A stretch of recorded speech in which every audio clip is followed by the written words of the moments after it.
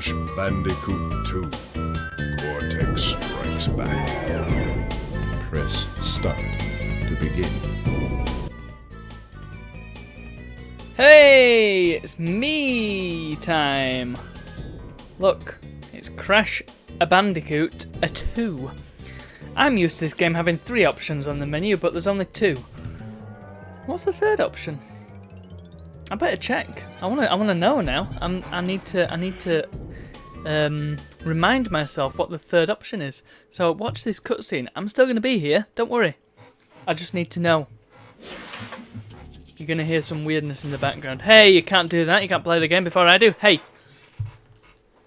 can I reach the PlayStation with my foot? That's the big question of the day.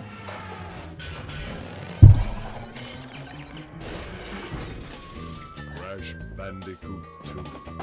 Cortex Strikes Back. Okay, Start. the telly's on. Man, it looks so much better on the telly than it does on this screen. My God. So while that's loading, hey everybody, it's Crash 2 time. So was it the week before last? It feels like it was ages ago when I completed and 100%ed Crash Bandicoot the first. There we go, it started up now.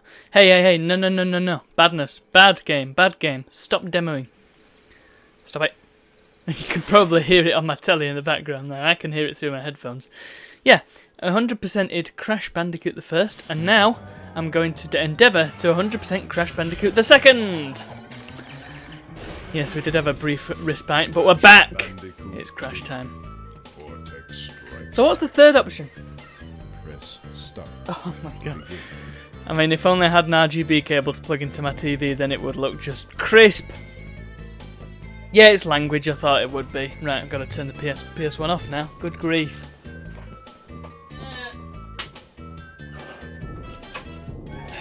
Anyway, enough pontificating, let's start a gosh darn game.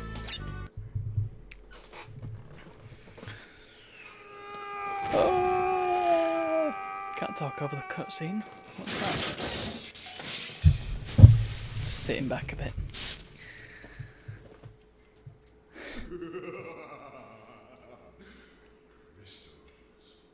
Of course.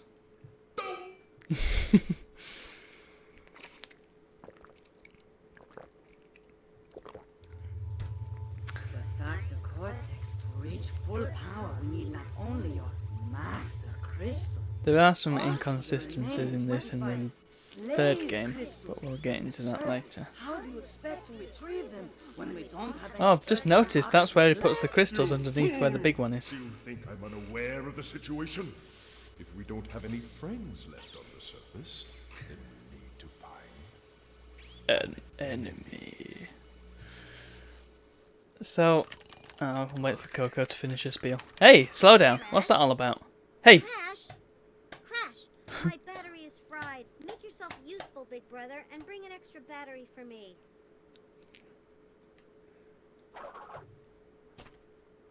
Okay. So here we are.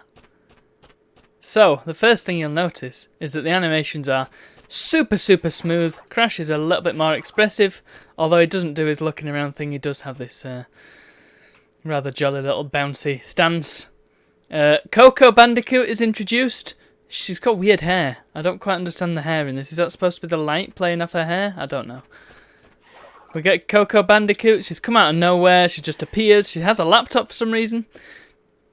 A laptop whose batteries are replaceable, no less.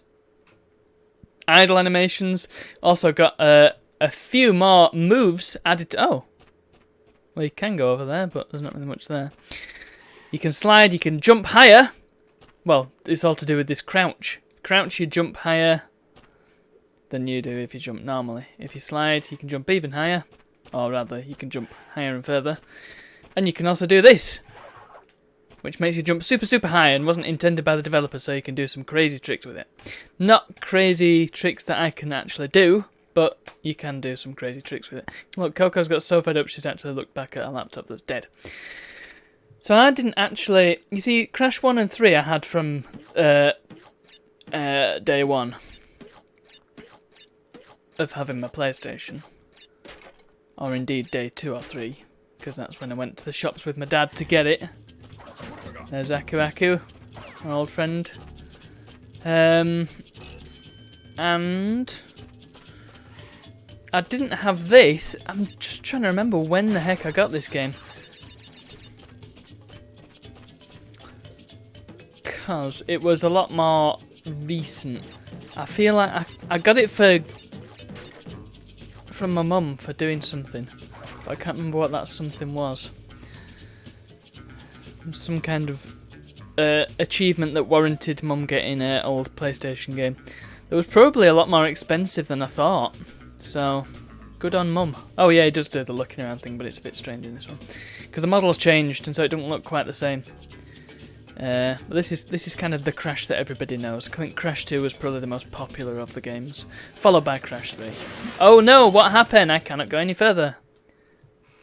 Somebody's crash-napped me. Who could it be? There he is. Well. If it isn't Crash Bandicoot. If it isn't Well, Mr. Teeth. I apologize for the crude means used to bring you here, but I rather expect a written invitation would have been turned down. I need your help. Surrounding you are a series of 5 doors. Through each door lies a well-hidden crystal. The crystals look like this. Bring me the crystals, Crash. That is all I will say for now. Mm-hmm. We will speak again. Okay. And I should trust you, why? So, something that I want to mention at this juncture. In, man, it sounds good through my headphones. It sounds a lot better in stereo than it does in mono. I'll tell you that much.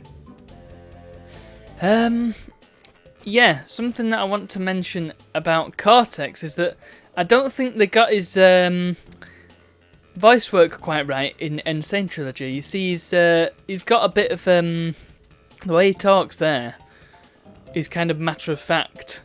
Like, for example, when he said the crystals look like this, he didn't. In this, he says the crystals look like this. He's just saying it how it is. In Insane though, he's like the crystals look like this. It's like a bit too over the top for what he's saying. But hey, that's just a minor complaint, I suppose. Let's head on over to the first level. And I'm going to go in order because I'm unoriginal and boring and I like to count. Here we go. It looks suspiciously familiar. It looks like the level that we were just on, in fact.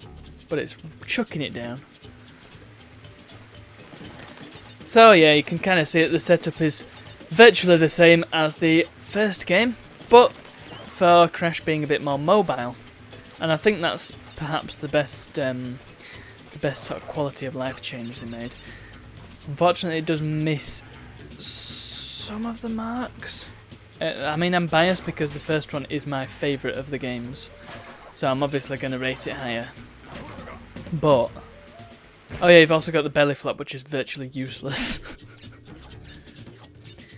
We'll get into why I don't think it's as good as the first, but I imagine for most people this will be better than the first.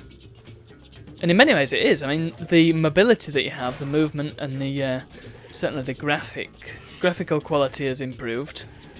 And they expand on the lore a little bit. Just a little bit, not too much. But the thing is, there are some inconsistencies and some stuff that doesn't feel like it should really be there. Again, probably just me. You see there, there you're supposed to go down and traverse the nitros because they're new to this game. Nitros that explode as soon as you touch them. But you can just skip it by doing the spin jump. Ah. Ugh. Yeah, and here you've got to be very quick or else you won't be able to get them crates at the top. Oh yeah, there is also another weirdness. If you slide and spin, I don't think this was intended either, but it works. I'll do it when I'm somewhere a bit where there's not as many gaps. That was a nitro switch crate, by the way. Causes all nitros on the level to get blown up. I'm sure you worked that bit out. Yeah, I don't think this was intended, but if you slide and spin, it sort of curves forward. Angles forward, should I say. It does a job. It's sensible. It makes the sense. Also, there's a bit more rationale for stomping on tortoises in this game, because they are in fact genetically modified, as you can see. But by whom? Cortex, maybe. Such revelations will become apparent. I'll just show you the belly flop, because I can't be arsed with this thing. Yeah, that's what the belly flop does. You flop your belly. It has exactly one use in the entire game. Once again, we will get to it when it comes up. Look at that, I'm already on double digits for lives. Brilliant. Oh, that was poor, wasn't it? Come on, Crash.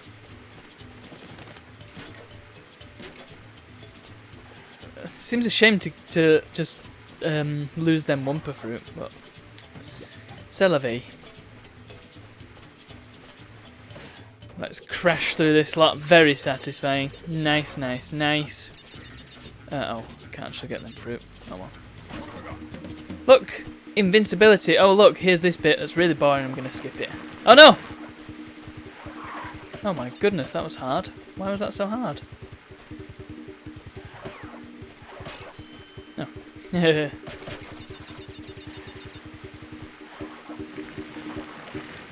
Right, well in this bit you're supposed to stand down here and fight off these moles. You can jump out with the spin trick. But once again we come across, already at this early juncture we come across a major difference between PAL and NTSC. PAL, you jump higher, which means the spin jump is a lot more effective. In keeping with the tradition, I've died on the first level again. Fantastic. But in this game, you don't actually have to. Come on. Fine, do it the non-lazy way. In this game, you can safely die and still get the white gems, which is nice. Oh dear, I missed them Wumpas. Tragical, innit? Yeah, you jump higher in PAL, which means this is a lot easier to get out of. In fact, it's almost impossible to get out of it using the spin jump, unless probably there's some timing involved. I'm not very good at it. Let's not die this time, because I was right at the end. I think there's also something you can do where you go off to the side. I did manage a little bit. There we go. Can't be arsed with them bits, it's just needless. Oh look, white gem for me. Yay! Gimme, gimme. Now you may have also noticed that there was another gem on this level. Might as well get it straight away. Also I brought a cookie. And I've already bitten into it and it seems like a terrible idea, but I'm going to see it through now. Also, if you fail to collect the crystal, Cortex just roasts you. Maybe I should try it. Well done, Crash. Well, no, I think Knew I could rely on you. I think if you don't do it first time, then you don't get to do it. During the course of my intellectual pursuits, Here we go. I stumbled across a force Bit of some cookie. to destroy the world. Oh yeah. Crystals are the only means of containing it. The fate of the world is at stake. It is imperative, therefore, that you bring them to me. Crash, Crash, Crash. Are you there, Crash? So can they see from the holograms? Can they see things? Because they are looking directly at Crash, but they're not looking. I think they just happen to be looking at Crash. Although I suppose if Coco was saying, "Are you there, Crash?" she wouldn't be able to see him. So, how to get the blue gem? You got to be kind to the boxes. Which means do the opposite of what you did to get the white gem. I only know this because a friend told me. I think I nearly got the mask as well. God. Yeah, I can't remember under what circumstances we were playing the game, but we were playing this game. He was watching me play it. I think it must have been. What will we have been using? It wasn't Discord, because Discord wasn't out. It was probably Skype. Yeah. Right. There we go.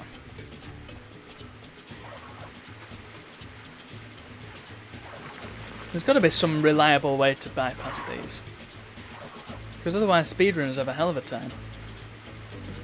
Never actually watched a Crash 2 speedrun, so I don't know. Oof. Yeah, good old Skype. Nobody uses that anymore.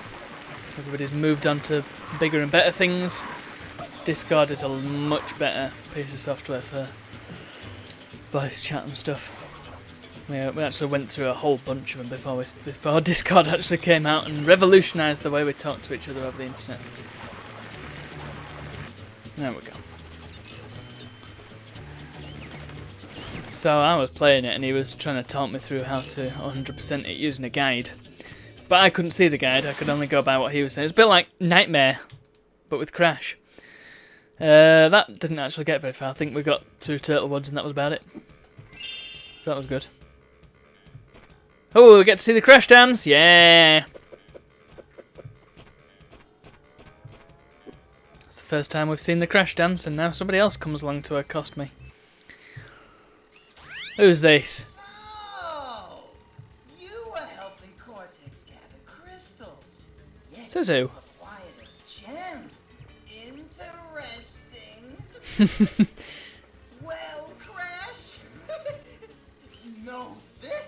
As long as you are allied with Cortex, you are my sworn enemy, and I will do anything in my power to stop you. He sounds like he's from Boston. The fate of the world is truly your concern. You must gather the gems, not the crystals. If you obtain all 42 gems, I can use them to focus a laser beam that will destroy Cortex and the space station he's created. Until then, I must use my forces to stop you from gathering. So two things there. The first, we've established that in fact Cortex isn't doing anything here. Cortex is just like, go get the gem, the crystals, whatever, man. It's actually Embryo. All the enemies in this game, for the first, well, up until the last 20% of it, are Embryo's guys. And then the second thing, Embryo wants gems. He's clearly got a vendetta against Cortex. So, why is he trying to stop Crash?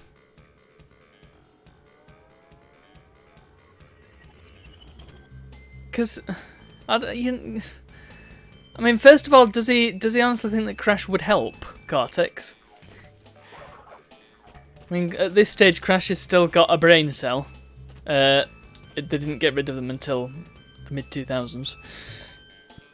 So, he knows what he's doing. He ain't dumb. I don't know. I should probably stop reading so deeply into it. It's Crash Bandicoot. It's not flipping. What's a game with a good story? I don't know. Uncharted. Let's call it Uncharted. Even though it is, well, let's say it's the precursor to Uncharted. It basically is, isn't it? Uncharted's a 3D platformer, right? Isn't that what it is? 3D platformer with lots of walking around looking at things. Lots of modern game design. Oh, and also, our first snow level. Oh, yes.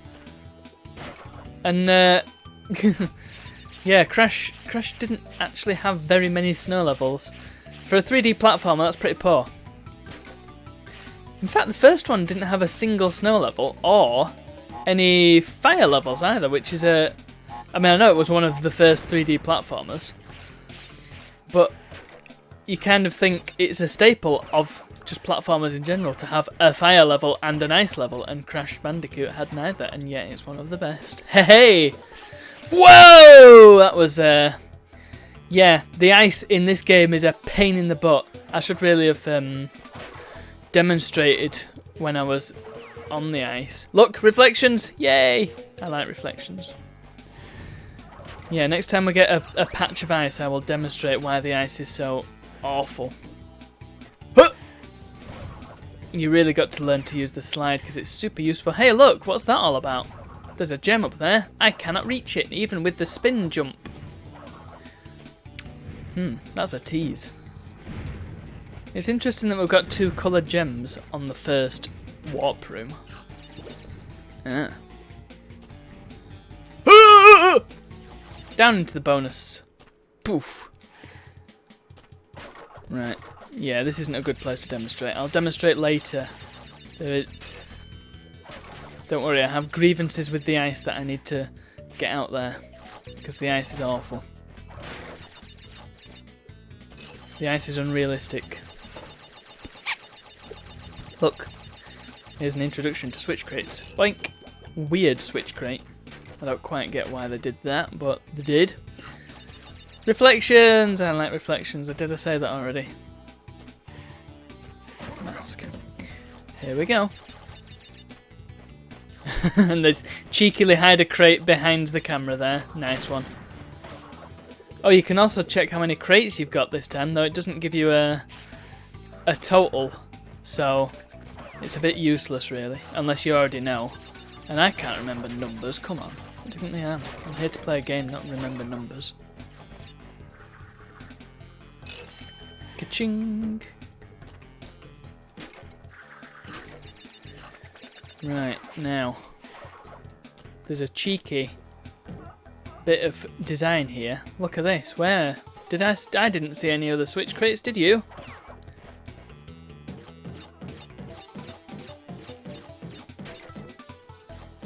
In fact, oh, it was there!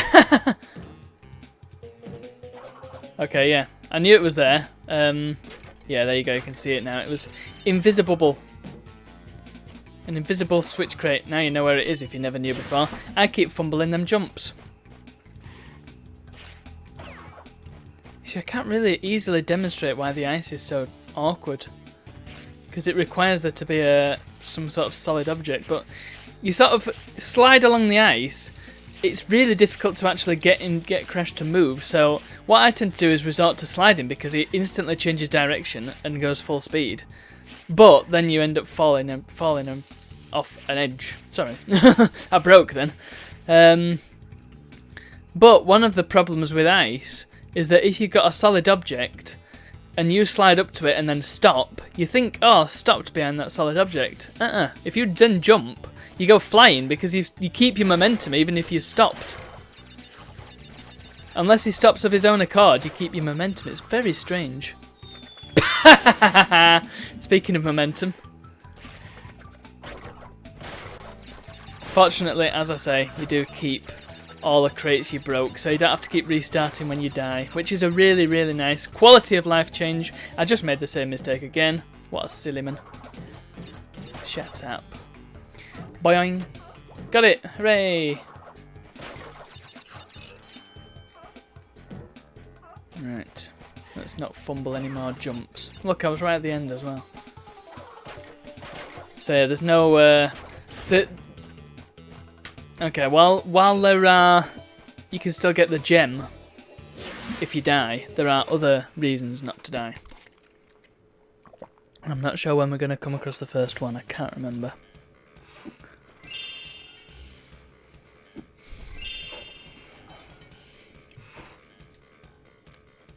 Sorry, I just took another bite of cookie at the worst possible time.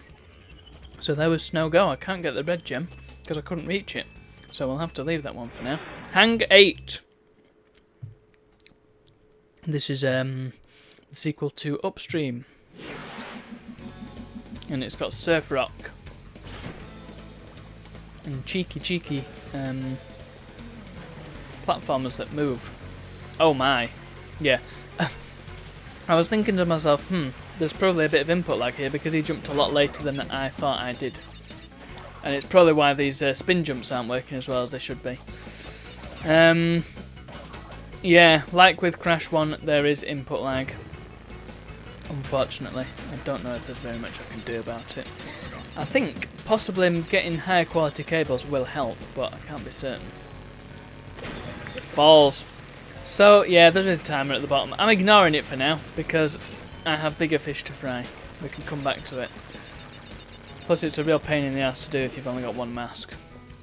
It's a lot easier if you've got two. Get lost. Let's hit that bonus. So this is very much like the bonuses from Crash 1 as well. And this is a proper sequel. Oh no, TNT going to explode. I think they made the TNTs a bit faster in PAL. I wonder why they made all those changes. It doesn't make any sense. 1 up. How many 1-ups? I'm nearly on 20 already. There we go. In fact, yeah, there we go. I am on 20. Hey, look! Because I've got the blue gem, I can now go here. Because this is a blue gem platform. This was a thing in the first game as well. Nom nom nom. And they serve essentially the same purpose. Something else that you'll notice is missing, by the way. From all 3 of the levels that we've played thus far, you'll notice that the Tawna and Cortex and Embryo tokens are missing. Where have they gone? Well, they're gone. Instead you've got, well, we've seen them already, the floating bonuses.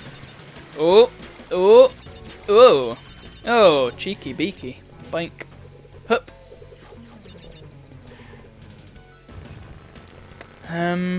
Yeah, we've got the bonuses that you can just go to without any piddling about. What the hell is the boost button? It's square, right? I always wanted because they used to have these neat little Crash action figures that you could buy. And by the time I got Crash 2, it was an eBay job. And they were all invariably in the States. But there was one of Crash with his wakeboard, and I thought that was super cool. Actually, must have been a bit before that, because the wakeboard was also in one of the Game Boy Advance games, but we'll get to them. Powie. There's some more crates in the kitty. Meow meow. And back to where we left off. The water levels are some of the weirdest, not weirdest, but they have like, there's a lot going on in them. Like, they could just be any old level, but they've always got something going down. Like that one's got this one's got the gem platform and the extra white gem that you can get with the timer. That's what the timer's for. In case you hadn't worked that out. Just get into the white gem. Easy. Oh, I keep trying to do the boost and it keeps not doing it. Probably because of that lovely, lovely input lag that we've got. Pow. Have I got the white gem? Yes, I have. Beauty.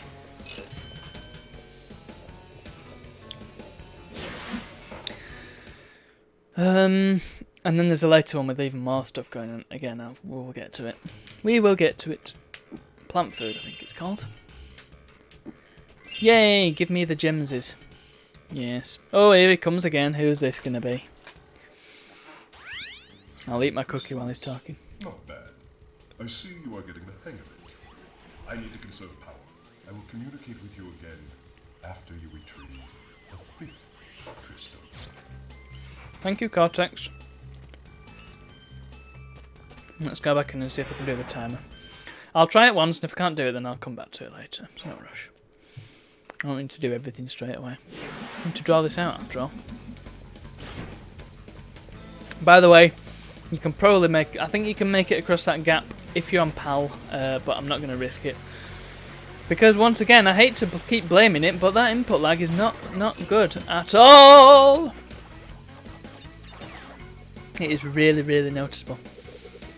So your best bet here, just to spam the boost. Not spam it too much because you end up running into something. And having 2 masks, like I said, it really does help matters. It means you can get away with stuff and do it a little bit quicker. I don't like to hit that checkpoint because if you don't, then it means you get another go at it. If I recall correctly. Unless that's just an insane thing.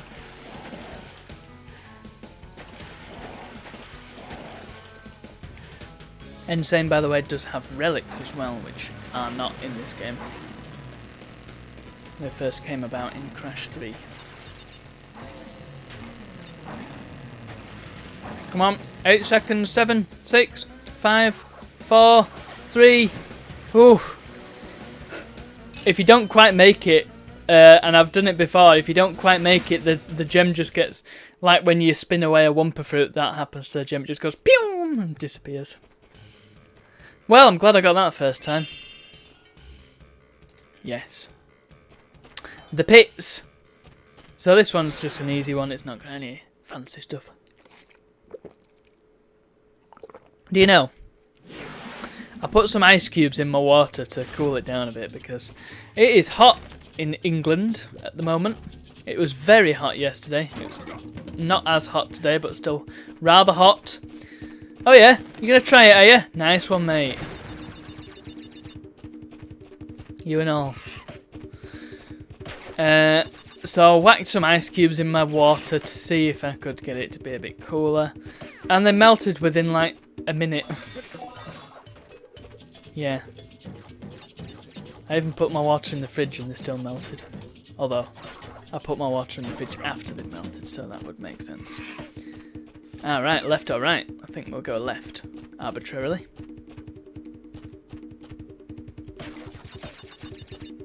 And actually, probably the best idea to go this way first because armadillos are a bit easier to deal with.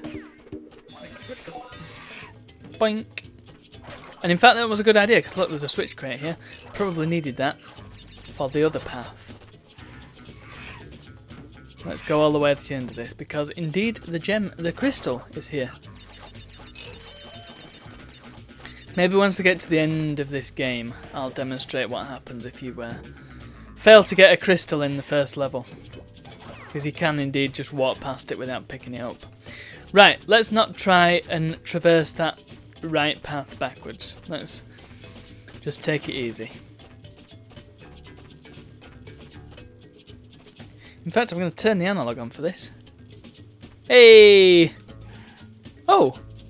You see, I thought once you turn the analog on you couldn't use the D-pad, but it turns out you can. Oh. Yeah, I am using the D-pad, it's just so much easier. The analog stick on the PS2, it's not the best part of the controller, let's be honest.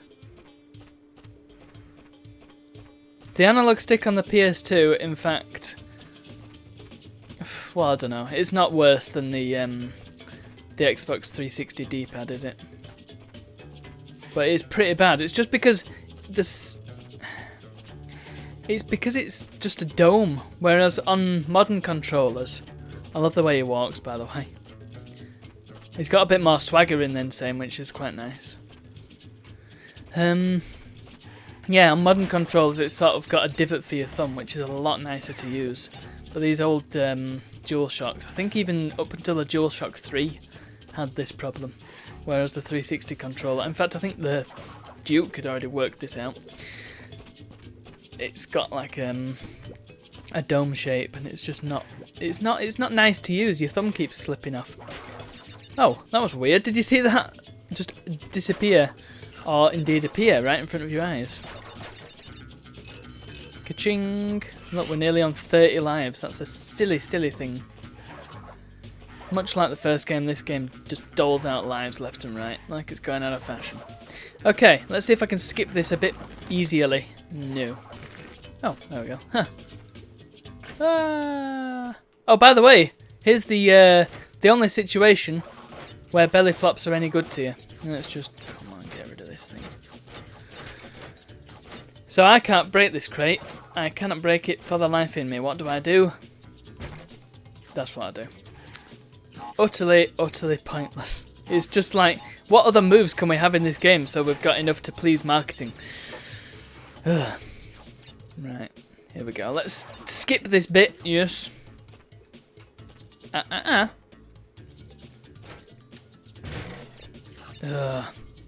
When you miss one as well and you have to keep getting them individually. Jeez, what a pain. One up. Right. Let's hit them too. There's a good reason for that. I quite like that little puzzle. It encourages a bit of thinking and planning ahead. Because now, if I hit all three, boink, boink, boink. It's nice. And there we have it.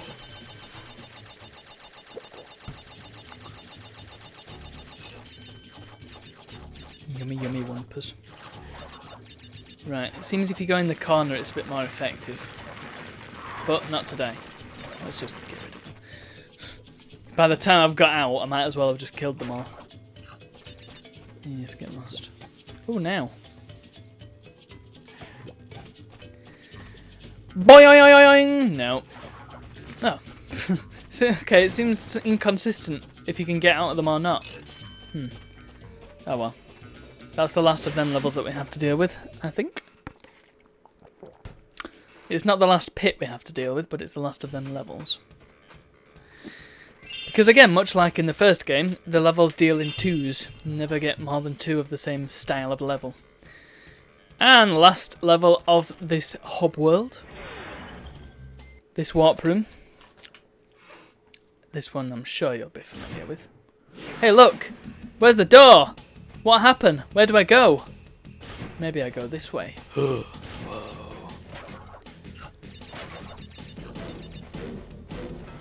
And this is some of the coolest music in the game. And here's something that there's something that happens in this level that they missed out of in Insane. Watch this. Okay, didn't happen. Brilliant. Watch it be a PAL only thing, which would make no sense. Then again, the other changes in PAL make no sense, like the increased jump height. And I think he runs at the same speed in this, thankfully. It's at least that's consistent.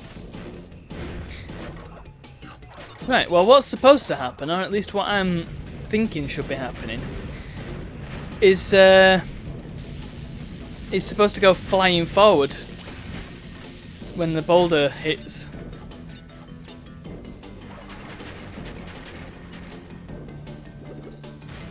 I love the way he runs in this. He's a man on a mission. Oh, that was weird. Bye bye, boulder. Oh, can you imagine if it killed me there? That would be annoying. Oh, my thumb. I noticed all the levels that are Crash 1 levels have the Crash 1 bonus. Right, can I do it? Too early. Ah, here's another change from the first one. Check this out. Hey, if you fail a bonus, you can do it again. Because that's... I mean, I'm not really certain what's bonus about it, you know what I mean? Hooray! I did it that time. You got to adjust for input lag, much like adjusting for inflation. 2, 3, 4, 5, 6, 7, 8, 9, 10. 1, 2, 3, 4, 5, 6, 7, 8, 9, 10. 1, 2, 3, 4, 5, 6, 7, 8, 9, 10.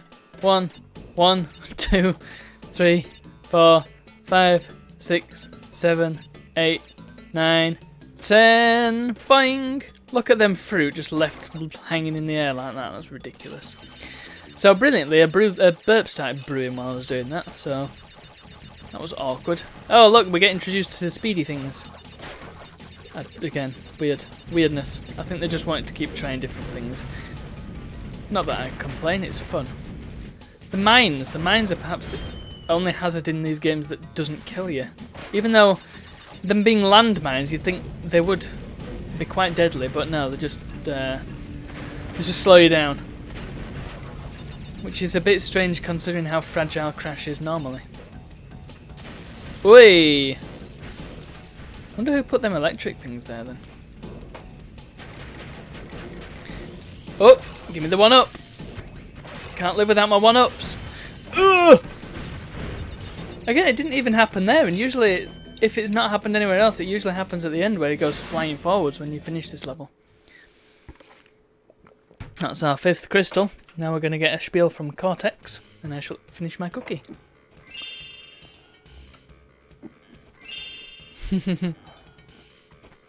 Yes. Once you've seen it forever. Listen up. We are not without enemies. You don't say. Some of them you may even recognize. Although they cannot harm you inside this warp room, they can attack you on your way to the next way. To get to the next warp room, use the platform that appears in the center of the room. Mm-hmm. Good luck. Let me just finish my cookie. I'll finish it while it's doing this. Check this out. Mm-hmm.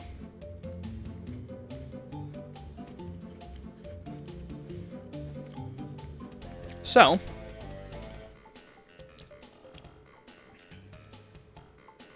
there we go. So, oh, you get to enter a name. That's interesting. When I was playing at my PlayStation, I couldn't. Oh well. I'll call it in the grand tradition. Let's fill the space. There we go. Yeah, in the first game you could only save under 2 conditions. Either getting a bonus, or a bonus, not counting the embryo bonuses, or getting a gem. Which made it rather awkward. Of course, I'm so badass that I could just save whenever I wanted, because, you know, getting gems all day, every day, 100% in that game. Bam, said the lady. But this one, you can just save whenever you damn well please, which is great, as long as you're in here. Right, let's head on up. Coolest pose ever. I don't quite know why he puts his thumbs up. Sorry. Let's go. What's going to happen, folks?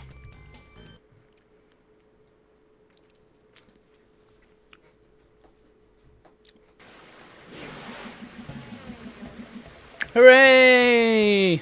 It's my mate. Ugh! Look, it's not my fault you decided to have your desk right next to a waterfall. He's got a thing for waterfalls, hasn't he?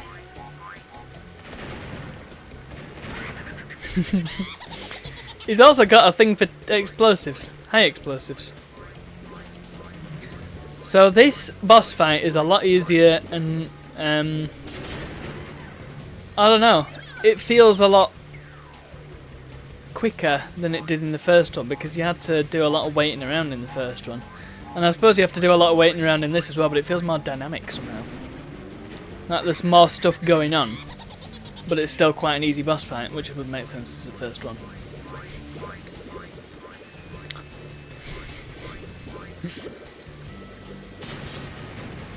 Also, you get flung back when you spin him, so you really got to be careful.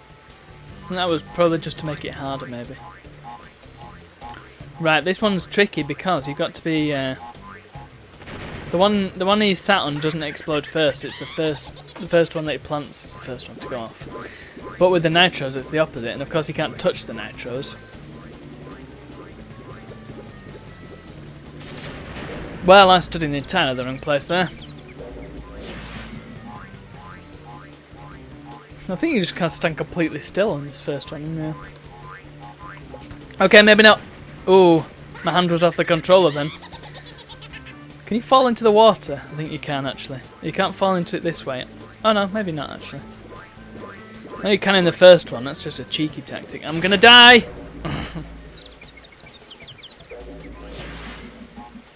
My hubris is getting the better of me. Can you go and stand on the desk? That would be a sensible place to stand, would it not? What an idiot. Also, why doesn't he have the normal exploding death? Why does he just turn into a ghost? I love how he looks down as well, like, oh crap.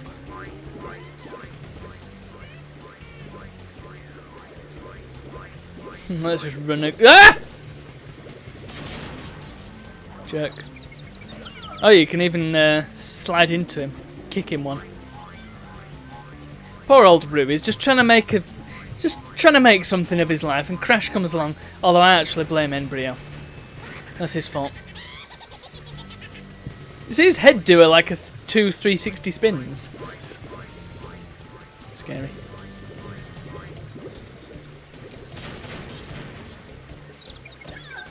Ugh!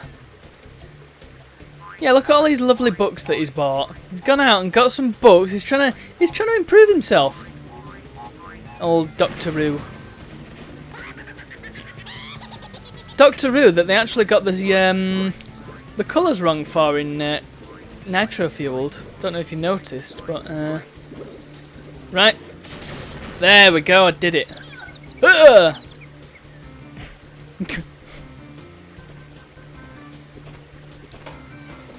Because they gave him white hair and not ginger hair. Very strange. Poor old Roo.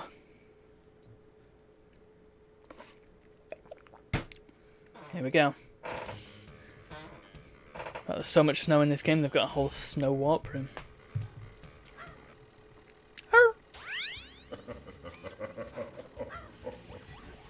I see that Ripperoo failed to prove much of a challenge yet again. But back to business. There are crystals to be gathered. 20 to be exact. 20. Planets will align shortly, all 13 of them. 13 of them. Power great enough to rip the Earth apart. I love how. Only utilized, Now let however, finish. the crystals can absorb and contain the energy. Oh. Crash, is that you? I've been looking everywhere. I don't have much time to tell you this. You have to be careful. Trusting Cortex seems a little unwise. Crash, I can't see the data path open for sensors. Crash, you need to... Need to what? Also, how the hell is she doing that? Her batteries are still shot. Did she go and get some more herself? Did she get off her lazy ass? What was I going to say? Oh yeah, I love how that's never explained or alluded to again. Just all 13 of them, it's like dropped in there. I love that. Because you just know that in some other game they'd be like, all 13 of them. Yes, 13, you heard me right. There's definitely 13 of them. Don't you know? Yeah. Anyway, check this out. The meanest Easter egg ever.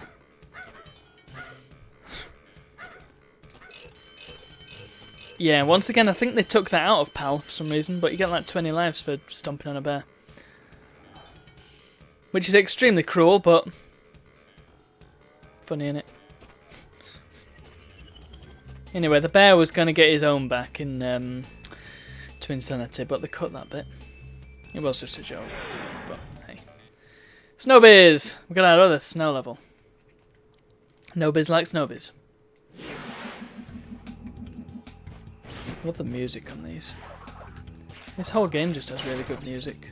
Well, not every bit of music in this game is really, really good, but a lot of it is really good. Oh no! I needed them pile of Wumpa fruit. I love the penguins. The penguins, like... Oh dear. I think they dropped the ball on the penguins in the newer Crashes. Because they just... The eyes, the smoke with the eyes. If you look at the eyes on that penguin. Can we get a good look at him? Yeah, there we go, look. He's got like proper cartoony eyes. You know, they look like Looney Tunes. Really nice. But then in Insane and subsequently Nitro Fueled, they made him super realistic. And it just doesn't suit. When you've got a cartoon penguin with a big cartoon penguin beak and a little cartoon penguin body, and then he's got these super realistic eyes. It's just weird. Which is even weirder that they don't do the same with the hedgehogs. Those evil hedgehogs that just want nothing. They're out for your blood.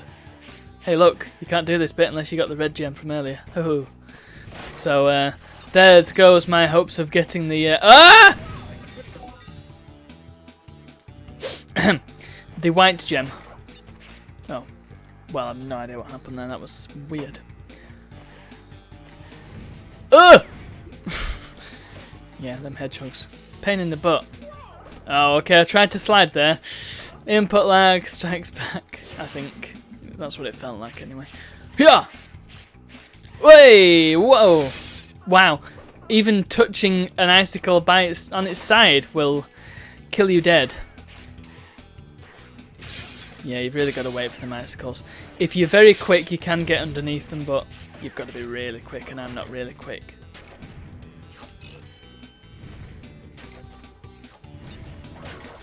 Come on.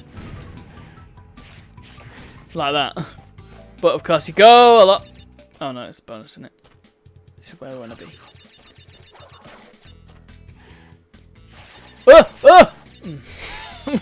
I don't know what I was expecting then. Brilliant. The only other instance where a belly flop makes sense. Right, let's not do that so hastily this time. Don't be hasty. Pop. Thanks, game. Just what I needed. Time waster. Nice one. Again, I can't really demonstrate it here because there's TNTs. What? Is it because I was spinning when I landed on it? That's probably what happened. Let's try that again. Oh. I love how Stay Hydrated bot always tells me to drink. It reminds me to drink water. But it always tells me to drink a lot less water than I actually have drunk. I mean, I've drunk about 400 millilitres. It's telling me I should have drunk about 120 millilitres. Oh, come on! There's an example. I think that's a good example of how when you're on the ice you don't lose your momentum, even though you've stopped in front of something.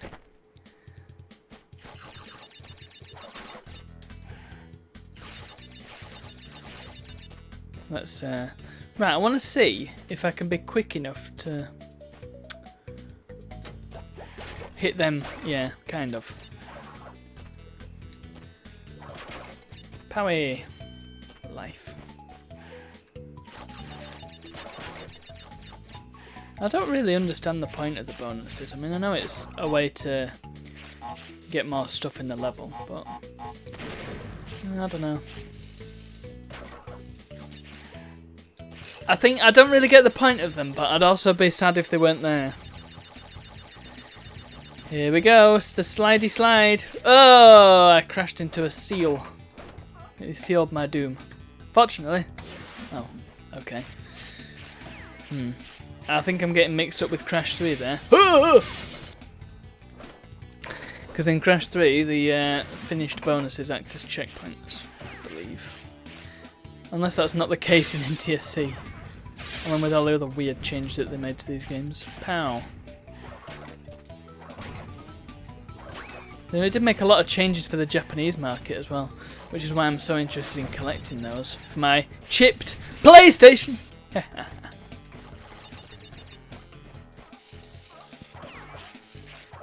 I did do a video, and there's nothing hidden behind the camera this time. I did a little video on my discovery that my PlayStation is chipped. It is on my YouTube channel. Look at the reflections, everything's reflected and it's all nice. Get rid of that. Come on. Oh, I thought I was hitting something, but it's actually the geometry of the level I'm hitting.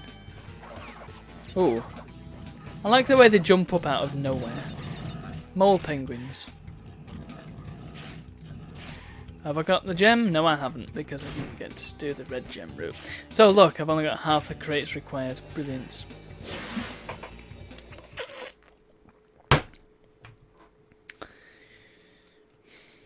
But I got the power crystal. So, there we are. Air crash! You know I said nothing's ever seen more than twice. I apologise, I was wrong. There's actually 3 snow levels, and 3 of these levels as well. Get lost, mate.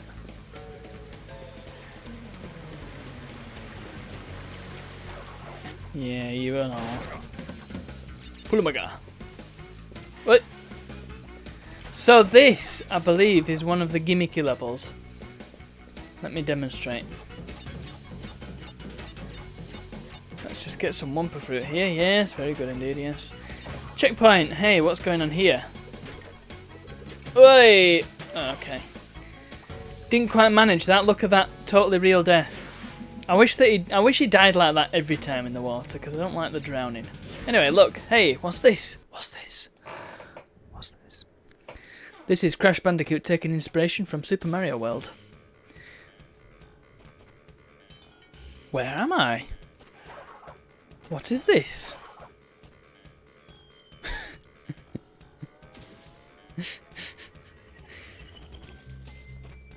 Furthermore, what's this little island? Is this the second island from the Must be. Yeah, it is actually, because look, there's upstream right in front, and then on the other side there's where Koala Kong was. That's neat. There's another one on the other side. I've never actually taken that in. Yeah, look. There's the first island. Which means... Where the heck are we? We must be on the third island. Look. Yeah, totally. There's the Great Gate. Oh man, I've never noticed that before. I've never known that there were islands there, but I never sort of looked at them properly. But oh yeah, that's a really nice little touch, that. What a great thing to see. How lovely. Anyway, that red gem earlier.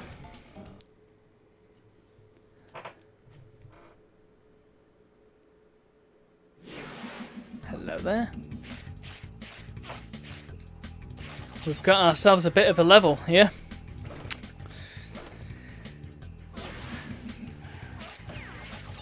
Oh, hedgehogs. Hey! Oh, the penguins obviously played Crash 1. I don't know why all the animals in the snow area are out for your blood. Right, let's not rush it. I keep forgetting that there's no time limits in this game. Let's stealth past the hedgehogs. It's like the booze. Let's get a mask, that'll be very useful. Boing. Boing. Oh, there's lives up there. How's one supposed to get to them then? I don't know why they bother putting crates here, because it's not like you can... Alright, here we go. Check this out so I can properly demonstrate what I mean. So let's slide. Very good. But I'm stopped. Except I kept going when I jumped. Bit awkward. Here we go. Stupid, innit? Oh look, another mask. Another one up.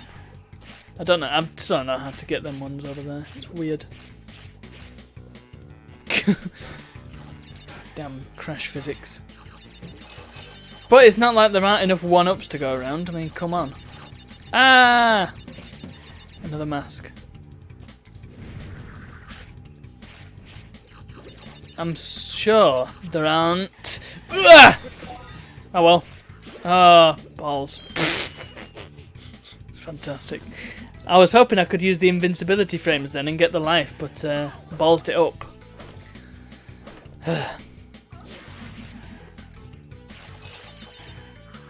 Maybe I just don't worry about the crate. Because I've already got the gem for Snowgo, haven't I? So these clearly don't count towards it. Alright, I've got a mask to start with because I've died so much because I suck at this game. Whoa, Nelly!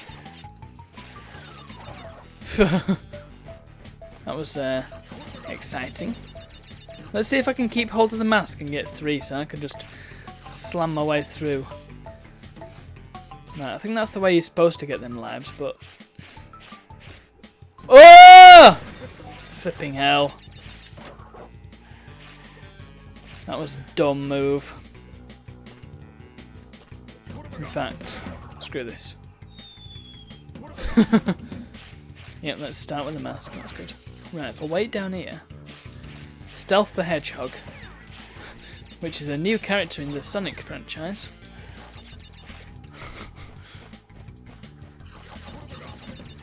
That reminds me, there's a... I don't think this is canon to the games, but I remember seeing a thing where... There we go! 2 one-ups for moi. Right, let's spin the penguin. There's a thing in the Sonic comics where Sonic starts life as a normal hedgehog and then he goes through an experiment. Oh, come on, don't do this to me. What am I doing? There's another mask to be got, isn't there? I love how the Wumpa explode when you get them with the mask. Right, let's wait around here. Yeah, Sonic started life as a normal hedgehog. Brown. You know, just like a hedgehoggy hedgehog. and there was something like he went through an experiment of some kind, and he turned blue, and he turned super fast, and his quills fused together. Haha, penguin. Haha, Stealth the Hedgehog. Have at ye. Let's do all that again, but with style and without death. Yeah, that sounds like an excuse plot to me. But it's kind of weird seeing this character with Sonic's face, but like brown body and just like normal. Well, normal in terms of him being a cartoon hedgehog. It's a shame that grabbing a mask at this point doesn't just prolong the length of the invincibility. Oh, come on. There we go. Them few extra seconds count. I appreciate that the squashy thing stops as well. Right, let's not... There we go, look. That's how we do that. I'm sure there was a more elegant way to do that, but hey, done it now.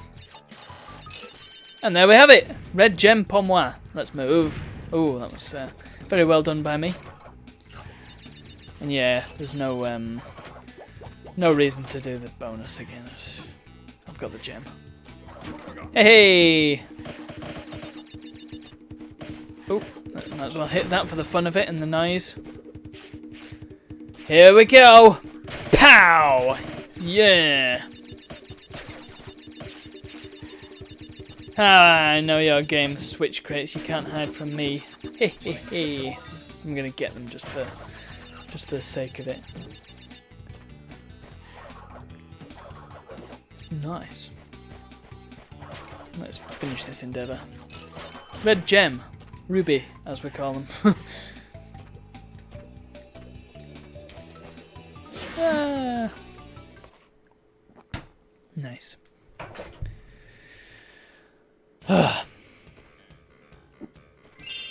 So I got this first warp room. Clear, isn't it? Totally clear. Like I said, there's no relics in this, so I don't need to worry about them.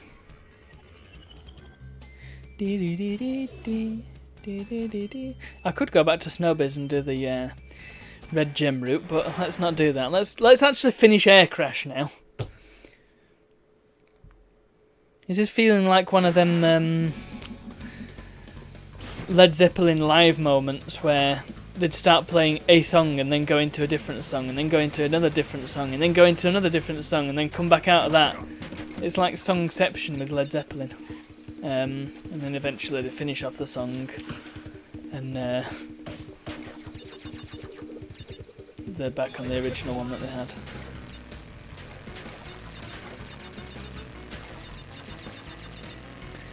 Jethro Tull did that as well quite a lot with Aqualung. They'd start with Aqualung and then go into flipping old English folk tunes. And finish off with Aqualung, my friend. Don't just start away uneasy. Oh, yes. Oh, right. I don't think there's... Actually, I'm not sure. Are there other secrets in this level? Is this the gimmicky one? Because there is one. Oh, this damn bonus. I was stuck on this bonus for ages. I don't really know why. Oh, yeah, it was that bit that I just did with the belly flop. I kept falling through that damn metal crate doing the belly flop at that particular point. God, what a pain in the ass. I was trying to be all fancy about it, but not happening. Oh, look at this cheeky thing here. Yeah, rip. Oh, fudge. It's fine. Come on, hippo. Can't stay under there forever. Who needs Fortnite when you've got the crash dance? Done the bonus. Yes, very good. Pow. This is horrible because changing your direction in mid-air in Crash is not the easiest of feats. Of course, it's not as difficult as it is in Ghouls and Ghosts. But it is rather tricky. So here we go. Yes, this is the gimmicky level because it's not only got a secret exit, but it's got one of these. This, friends, which I cannot access now, is called a death route. So they were nice to casual players and said, right, if you want to get the gems, that's fine by me. Get 100% of the crates, jobs are good, and you can get the white gems, easy peasy. But if you want them all, you still gotta go through all the levels and not die. Well, yeah, I just balls that up because look, there's crates there. Oh no! But you'd need to do the death route if you want the white gem on this level, I believe, anyway.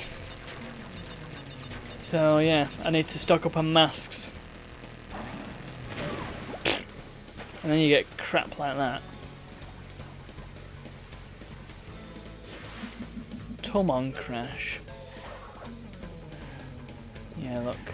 Let's go and gather them, why not? One up.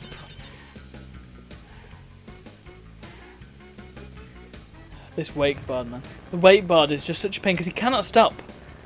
You can't stop, and it's also really difficult to control because if you change direction, like do 180 degrees, you have to account for the wide berth that the wakeboard has, as opposed to Crash just changing direction and rotating about the spot. Yeah, whatever.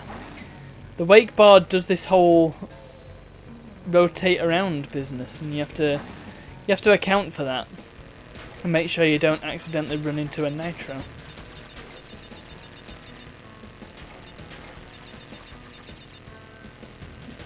Oh, okay, sure. Whoa! I died so quickly then that this audio hasn't even caught up. Yeah, I don't like this level very much. Because they hide the mines and you can't see them until you've made the jump. Also, I always feel a bit uneasy going over that bit because I always feel like it's only just high enough the jump to get across.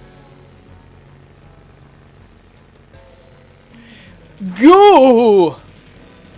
I don't know why I keep bothering with these crates because I know that I'm not going to 100% it. Right. Kablow! Why do I keep doing that?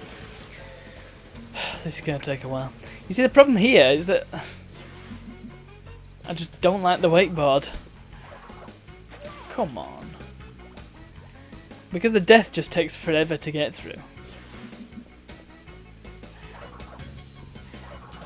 There we go. I feel a bit more comfortable doing the trick jump.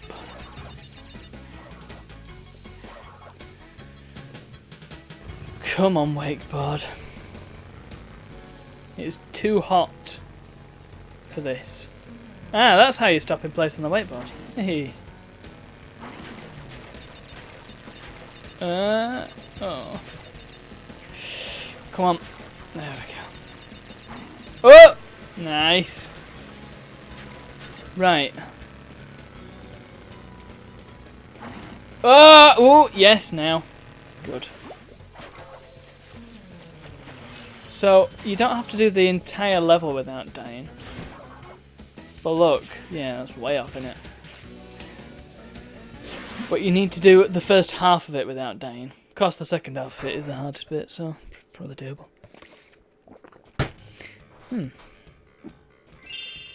Yay. But not only has that level got a secret exit and a death route, there's also a secret exit into it. Which you have to do. You have to do this. Yeah, I remember now. You have to do both the secret entrance. You have to get the secret exit into Air Crash. Do the level, do the whole death route, and then, and only then, do you get the white gem. Bear it. This one's a bit more fun. Oh, crap, I nearly unplugged my mic. Okay, where are we? So what's this now? Hey, you remember Hog Ride, don't you? Hog Wild, rather. This is like that, but with a bear. A bear with strangely uniform footprints, you'll notice.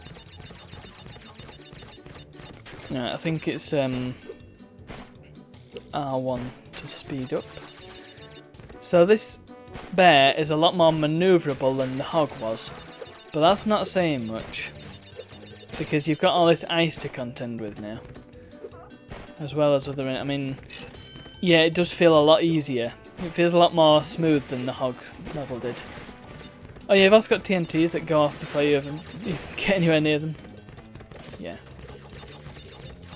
If you sprint, you get a much higher jump, which can be used to avoid big obstacles at the risk of losing control.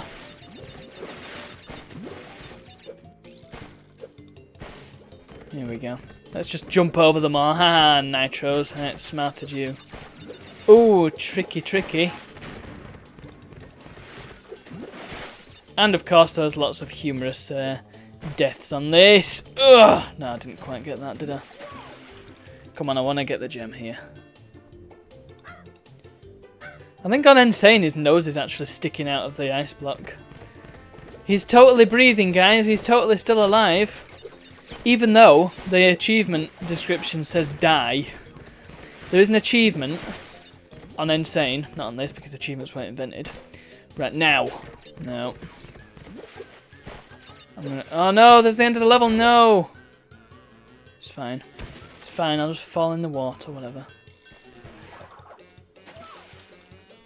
Don't freeze. What? Yeah, there's an achievement for hitting one of these barriers and then falling into the water after hitting the barrier. When you hit the barrier, you go flying forwards, as you would understand. And in this, you just sort of... Oh, that's tricky, man. Is that what nice bear cubs make? Yeah, you've got to just nick the edge of that crate so you break it, but you've got enough room to get the other one. It's very tight. Oh, come on. Input lag strikes again. Because I don't know what else to blame it on. I suck at games. Okay, here we go. Whee!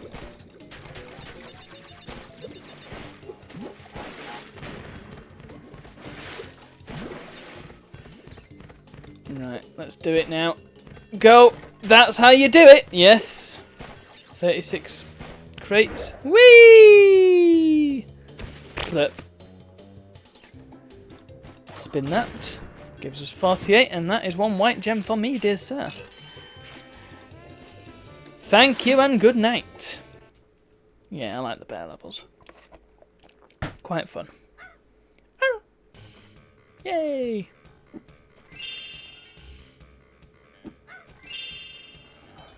It's a shame there's no bridge levels where the enemies are all bears. Kurosho, Kurosho. It's full of snow. I wonder what this could be. Could it be another boulder level? Hey, hey. Hey.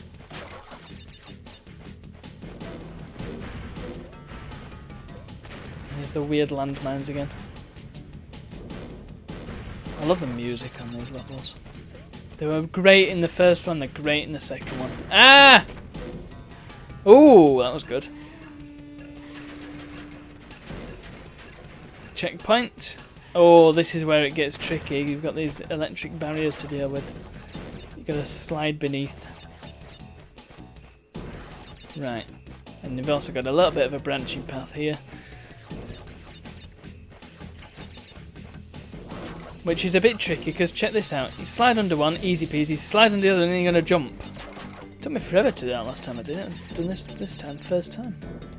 Oh well, job's a good one. You don't have to go back either. You get dropped off by the helpful platform. But it is actually better to jump after a slide if you can, because if you slide normally, you kind of stop at the end briefly. But if you jump, then you just keep going. You keep the momentum.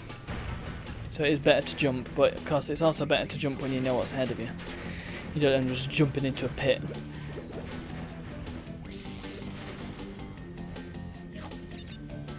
Oh, there we go, he did it! So you have to be in motion, that's weird. Ah!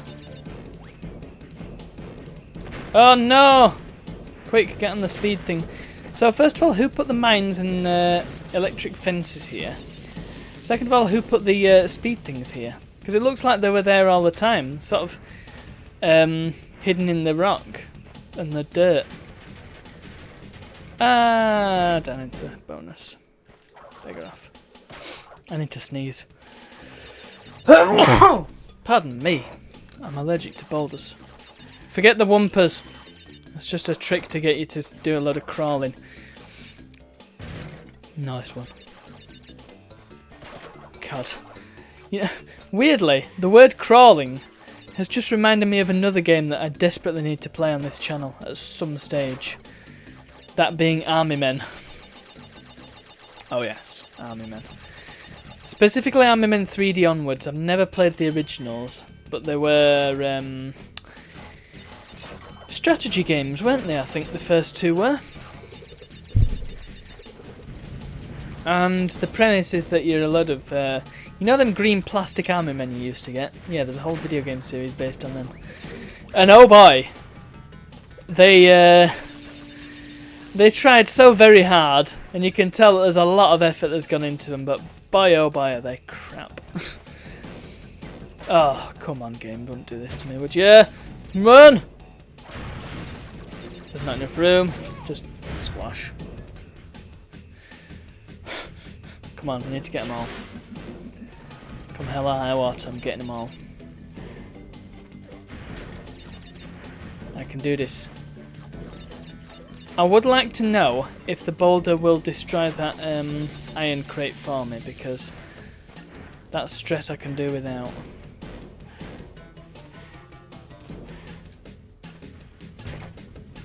Right, that one gets destroyed maybe? No it doesn't, of course it doesn't. Nice, we don't even get to see squished Crash.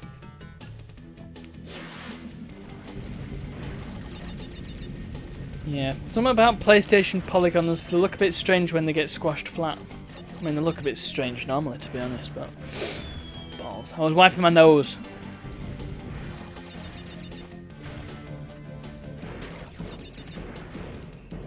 Come on. No! Oof. Right. There we go, there we go. There we go. Let's get some distance. Destroy that. Move! Move! Move! Move! Move! Move! Move! Get it! Yes! Yes! Yes! Now! Yes! Now! Yeah! I love the big grin he's got when he gets up. He's like, yes, I just escaped that. Did I like the gem jumped up as if to say, come on, I'm here, come and get me.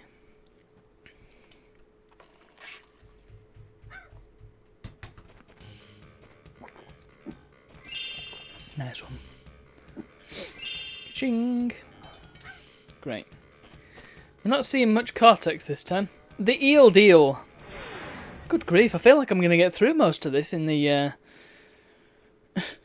in the 3 hours. It's only 8:20 now. And we're how far through the game? So here we are, Sewer Speedway, except the sewer is considerably smaller than it is in Sewer Speedway. Oh look what we got. We got ourselves an electrical eely eel. Ugh.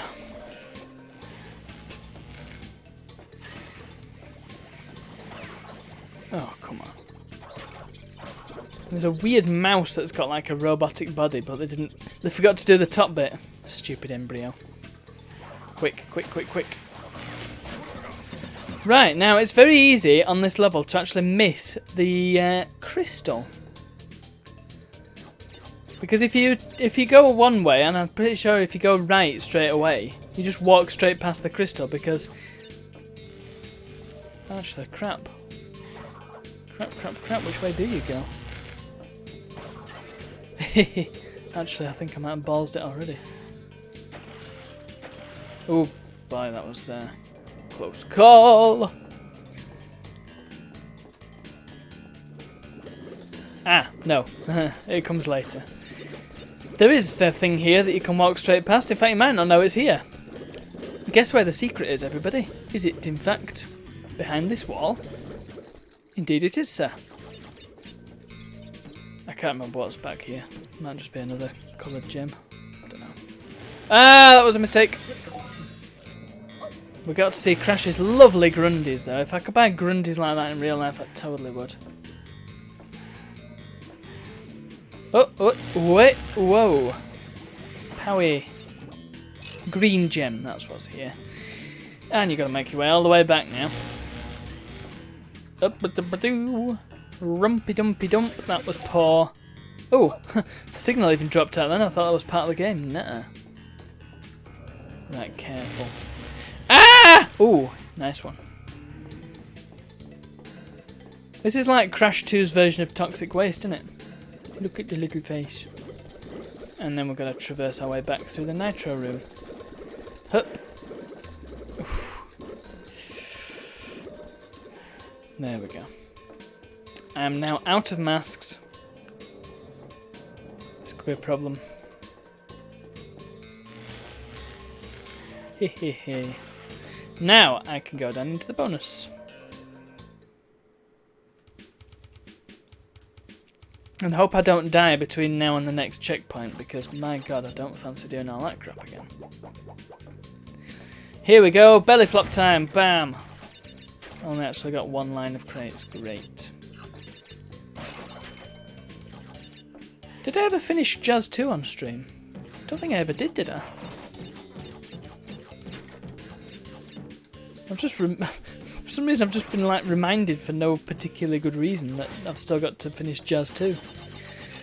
Which is cool because there's actually an open source Jazz 2 re-implementation that's been released recently. I don't know how long it's been worked on, but yeah, it seems pretty good. Of course, it also doesn't do scaling very well, but you tend to find that with these open source things. I remember there was one for Jazz 1, there was Open Jazz 1, but the jumping was just wrong in that, the physics were off. And I talked about Jazz in Jazz 1 being very short-sighted. Well, in Open Jazz 1 is far too long-sighted, it's kind of the opposite problem. Oh, okay. Oh, right, come on. I want to try and hit the mouse. Okay, never mind. I was trying to hit the mouse with a cleaner. Oh, unbelievable. Oh. Were there any crates through there? You know what? We'll worry about the white gem later. I don't think there were any crates there to speak of. But we'll get them all just in case. Oh, really now? There's no splash damage on the belly flop. That's something that they added in 3. But we'll get to that. Stop comparing the games. Done that enough already. I remember I did that quite a lot in the when I first played these games on the YouTube channel in 2014. In fact, I must compare this to that because I did it with the when I was playing the first one, and man, it was disappointing. My lack of effort in 2013. I was like, am I gonna get all the crates? Am I heck? Didn't even try. Of course, I didn't know the trick back then, and now I know the trick for doing Insanity Beach. With all the crates, which I revealed in my stream. If you didn't watch it, there's a VOD somewhere. Hey, that's how you do it. First time. Did I just nick the end of that flipping toxic waste barrel? The mouse. The mice just cause a lot of problems for me. Because you've got to jump on them, but you've got this tiny little space. It's not exactly the most spacious sewer. I know it's still an absurdly spacious sewer, but it's not as absurdly spacious as it could be. Like, Sewer Speedway is absurd. It's like... Sewer Speedway is like this level if Crash was the size of a toy. In fact, if Crash was the size of one of the Crash Bandicoot toys. Action figures. Right, don't fall down the hole if you want the gem. By the way, if you play this game and you get the green gem, you might be tempted to run into all these things and see if there's a secret behind them. Nope, just that one. Anything back here? No, but we get to see Crash's dopey expression. Got off, Crash. Right, I'm going to break these crates first. Here's a new feature, hanging. I will talk about the physics of hanging. Just as soon as I'll hit this first. And then. So hanging then. You can hang. Crash looks a bit uneasy when he hangs. You can do pull-ups. Make Crash a fit bandicoot. You can also spin. Watch the arms. Tell me that makes sense. His arms actually separate from his body if you look. I can't remember how they get around it in Insane, but it does make a little bit more sense. I think he just does it with one hand. He one-hands it. So rather than his arms physically detaching from his body while he spins, he just breaks his arm in several different places instead. Also, that's not the only weird bit of physics. I don't know if you noticed, but the door actually closes around the... In fact, it does it there as well a bit. Yeah. It closes around the hanging thing, which is just brilliant. What are these things? You can't hurt them. Even if you've got invincibility, you can't hurt them. Oh, come on! Where was that? Balls. Don't you just hate that? But you missed one box. Yeah, thanks.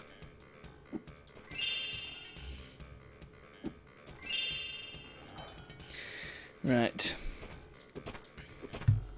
Yes, we've seen the crash downs. Hey, what's going on? We've got 10 crystals now. 10 of 25 crystals. You're on your way.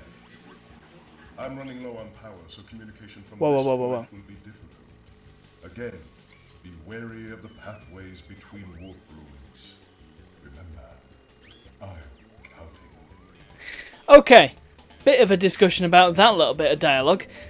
He said 10 of 25 crystals, didn't he? But he said earlier that there are only 20 crystals. Make your mind up, Cortex. So I wonder... That could either have been just a mistake in the script. Fair enough, it happens. Or it could have been done entirely on purpose. Cortex just let slip. Oh, there's actually 25 crystals, sorry. But he didn't realise, and then maybe after he's beggared off, he's like, oh crap. So Crash is like, oh goodness, there's something bigger going on here. There's 5 more crystals, what's going on? Let's save. Although, sensibly, you'd save after the boss fight, wouldn't you? I love the save icons, by the way. They all show Crash with a particularly stupid expression on his face. Up we go!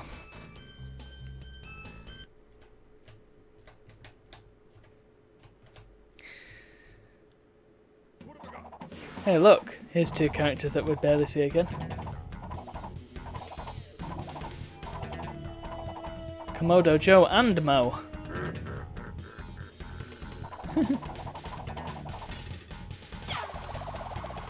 We have a rather unconventional way of attacking.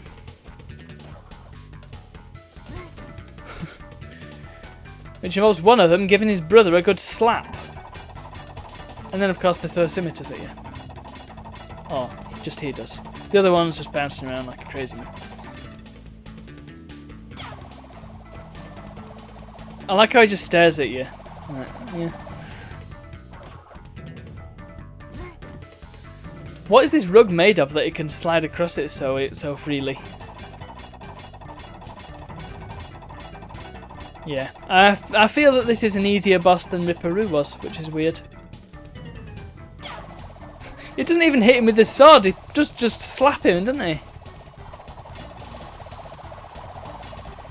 Oh, come on. Get on with it.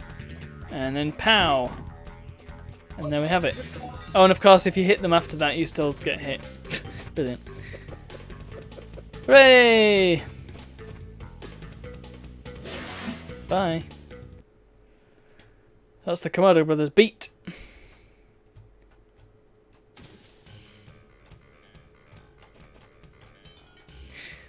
Another cutscene. Hooray! Who's this going to be? Cortex. Show, Crash. The Komodo brothers obviously lacked your mettle. But now is not the time to get cocky. There's still many crystals to obtain. Remember, the world is counting on you. Very good, Cortex. well, let's press on, shall we? Can you imagine if I 100% of this whole game in less than 3 hours? That'd be insane. But I feel that that's not going to happen.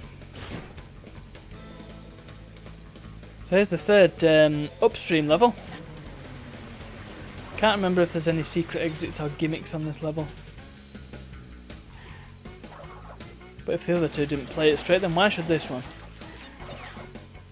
Oh yeah, okay, there's another timer on it. Yeah. Once again, we'll get to that when we get to it. Oh, wait, no you don't, no you don't.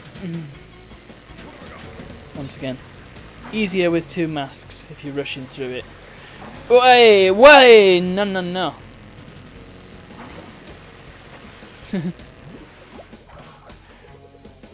I don't get why that hippo's there, you can just jump that bit.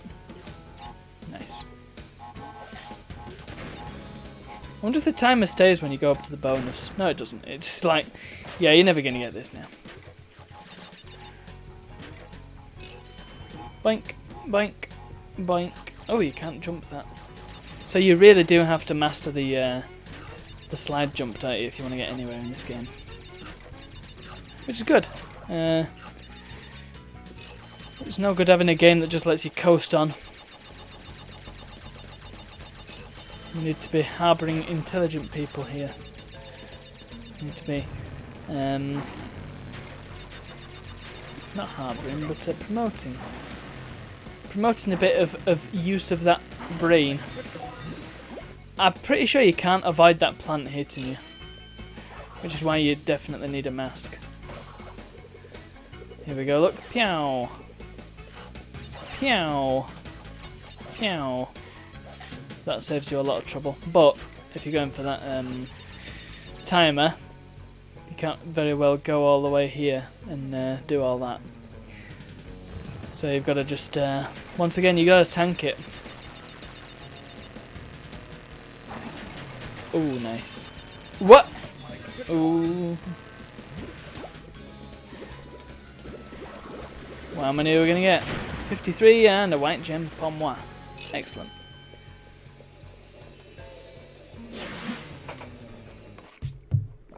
I really wish I had like an ice machine or something. I know they're expensive and probably not terribly power efficient, but it's ice, isn't it? Continue. Sewer or later. I can't remember what the deal is with this one. Maybe it's a death route. I feel like it is a death route actually. I have to say I'm not terribly fond of the sewer levels. The main bit's alright, but when you get to the hanging around bit, it just gets a bit tedious. Die. Also, a little thing to know, if you're looking to 100% this game, and you come across a crate like I just did, and you're thinking, well, hey, I don't especially fancy my chances getting rid of that thing, I'll just let the Nitro Switch crate do its job. Actually, the Nitro Switch crate doesn't actually detonate the nitros. All it does is just remove them from the level. Ah, that's the gimmick with this level. You need the yellow gem. Okay. Oh, nice. Well, I shan't worry about getting all the crates then. Powie. Hey. Let's go down the bonus.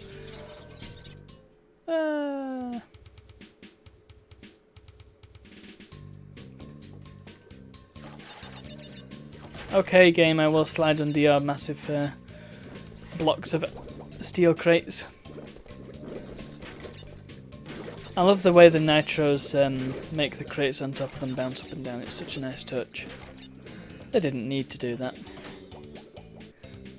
The nitros could have just been completely still. But they've got character. Ka-ching! I really need that noise. I need a soundboard. I found a soundboard on GitHub, but I've not tested it out properly. Maybe next stream I download it, or maybe at the end of this stream I might take a bit of time just to grab that download, that soundboard, and try it out and see what it's like. The problem is, I've not got the real estate for it. I have but one monitor, friends. Well, that's a lie. I have two monitors, but they're not both connected to this PC, and one of them is a... Well, it's a very small CRT, 9-inch, 11-inch, something like that. Teeny tiny, weeny whiny. And, of course, there's no room for it. Now, that was satisfying. Actually, I do wonder if the yellow gem is necessary for getting the white gem on this. Because it comes out there, doesn't it? Right, that's not the way to go. That's a trick.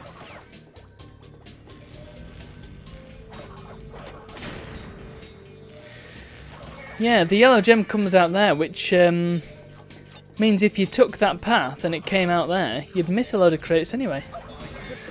Oh, balls. There we go. Look, yeah, 50... So yeah, I was right. The yellow gem doesn't actually contribute, so you can actually get the white gem.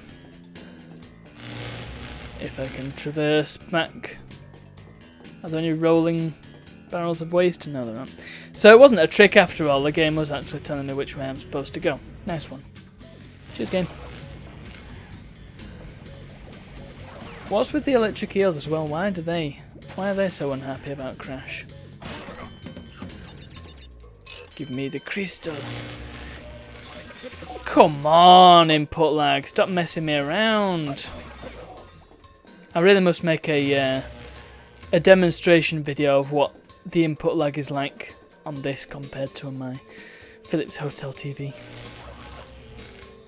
I do intend to make a video of that as soon as I've got an RGB cable for my PlayStation 2, because I intend to make a nice video and demonstrate the differences between crappy RF, slightly less crappy but still really crappy composite, and clean RGB.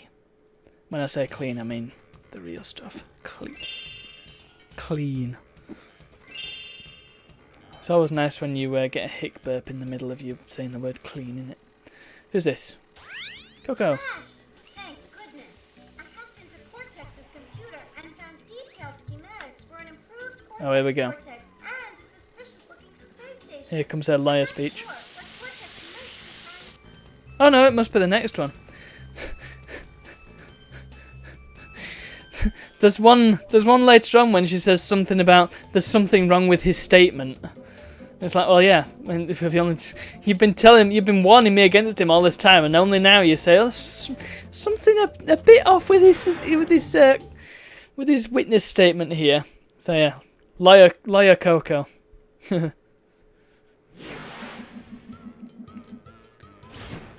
we go. We've got another bear level, and it's a lovely sunset in Bearland.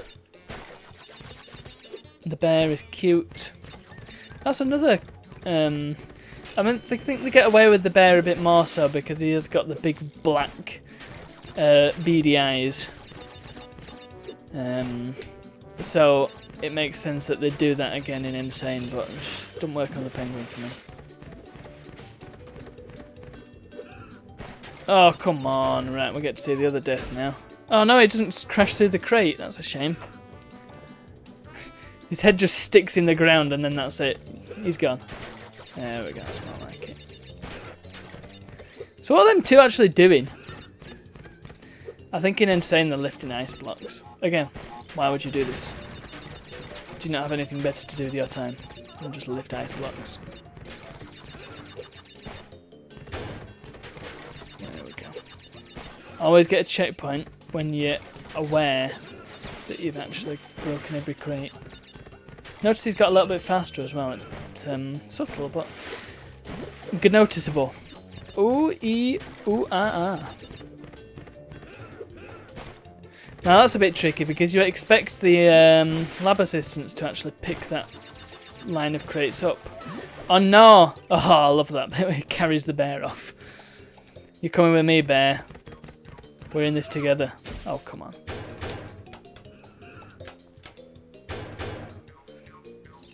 The bear is actually called Polar, but I refuse to use that as a name because that's the most stupid name for a bear. Bam! That's what we want. Right, we've got nitros. There we are. Oh, and there we go. The end of the level. Let's hope I got the white gem. Pow. Yay, I done it. Thank you. Did I actually get the crystal? Yeah, I did.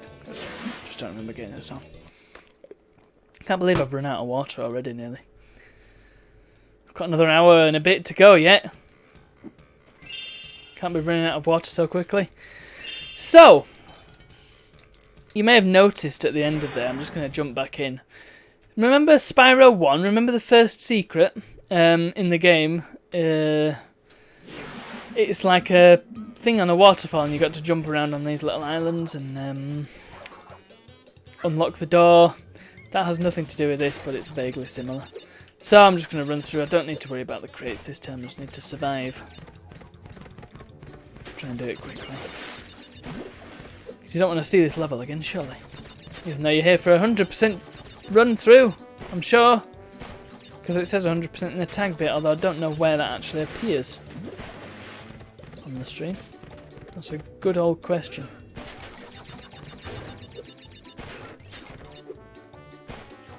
Come on, there we go, goodbyes. Yeah, whatever. Crates is just crates. Sometimes a cigar is just a cigar. Oh my goodness. Okay, I didn't know about that. If you hold back on the D-pad, the bear runs on his side. That's kind of funny. Doesn't actually do anything, it just makes him run on his side. You'd think it'd slow him down. Maybe they planned to have a feature where you could slow him down, but they took it out.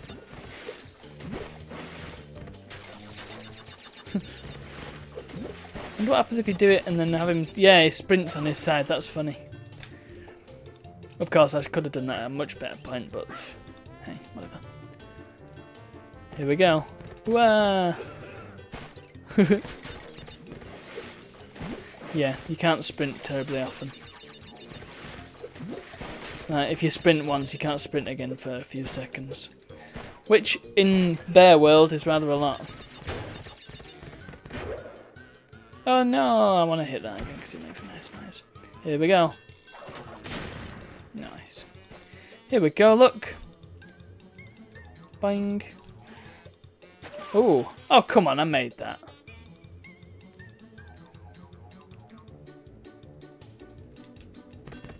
Sprint. Sprint. Sprint. Oh, balls. Come on, I wish you could skip the death animations. They do take... Once you've seen them once, I mean, it's nice. They're funny and all that, but once you've seen them once, you kind of just like, come on, I just want to get back to the game. Ooh. Okay, I had no idea that he bounced off crates the same way as Crash does. He didn't bounce off that one. Bear. Ah. Sort of brings his arms in as well. That's strange, isn't it? Right, this time let's not go all funny. Let's just... There we go. Hey, we got ourselves another secret exit. And there it is. The gauntlet. Hey, might as well. So like I say, you got to survive all this and then get to the death route without dying. Once you've done the death route, you can die as much as you damn well please, but yeah, there's one-ups there. I keep forgetting about that. It's just not worth the effort. It's not worth dying straight away and then losing the death route. And this is a really tricky bit of level, so you gotta take all the victories you can get, especially getting that one crate there. You gotta let the ooh! You've got to let the wakeboard drift towards it. And there we go. Look, it's not long, but it's tricky. And then you got to do the rest of the level. Oh, there was a bit of audio lag then. Oh, and of course, get all the crates. Don't forget that bit. I find it kind of funny that you can enter through a secret exit and then also leave through a secret exit. Maybe the only level in the game where you can actually do that. I just find it kind of funny. Right, I want to keep this mask as long as I can. Don't want to have to use it. Once again, if I can get past the death route and get a checkpoint, then I'm okay. Right, take your time. No rush. There we go. Let's do the bonus, the awkward bonus. There. I love you can do this bit. Right, let's not take any chances. I know that dying on the bonus doesn't mean dying in real life, but I can't be asked. There we go, nicely done. Every Wumpa fruit. Beauty. Okay, let's continue onwards. This stupid crate here. Oh, come on. Yes, nice. Right, wait for these. We're on 78. That's a good amount of crates. There it is, the death route. Is there a checkpoint somewhere nearby that I can use? Yeah, there's one, look. I will smash that. I could probably have done with doing that after the death route, but yeah, that was a mistake, wasn't it? Oh, yes. This death route actually not too difficult, if I recall. The worst bit about it is the tense music. Oh, oh, oh, oh, oh, oh. Can you imagine what a death route would be like on the stinking bridge levels? Boy. Oh, look at this cheekiness. So, I'm thinking go at the last second. Now. Yes. Oh. Of course, there had to be a wakeboard bit.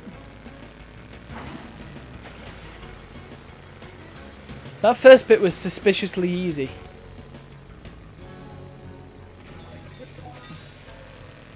I'm sure you had to do the death route, but there didn't appear to be any crates here at all. Okay, I was wrong. You don't have to do the death route at all. That's just the other gem. Great, so I wasted my goddamn time. Well, it's okay. I can get back to it. But not now. What a silly man.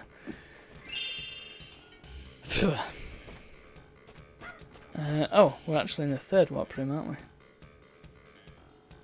Up! Up! No! Up.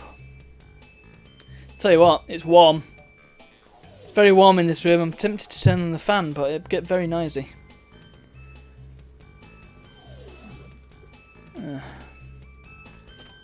Road to Ruin. Now, something I wanted to try. I'm just going to turn. Well, no, I won't turn down the music at the moment. I just want you to hear the music. Bear with me. So here's the music for Road to Ruin.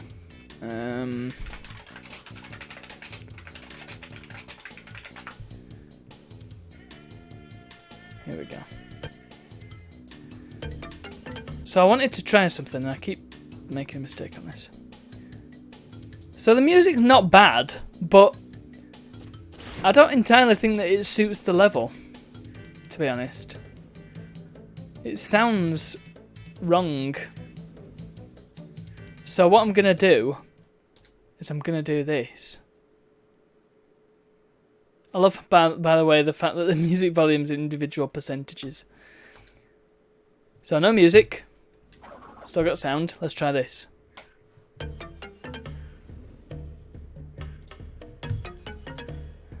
It's a bit weird having the...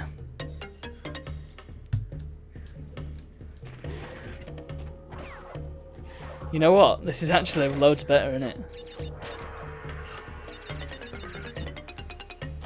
I prefer this.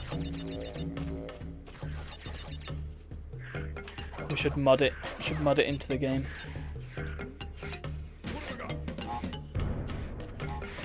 The only problem is this game's a little bit too fast-paced for this music.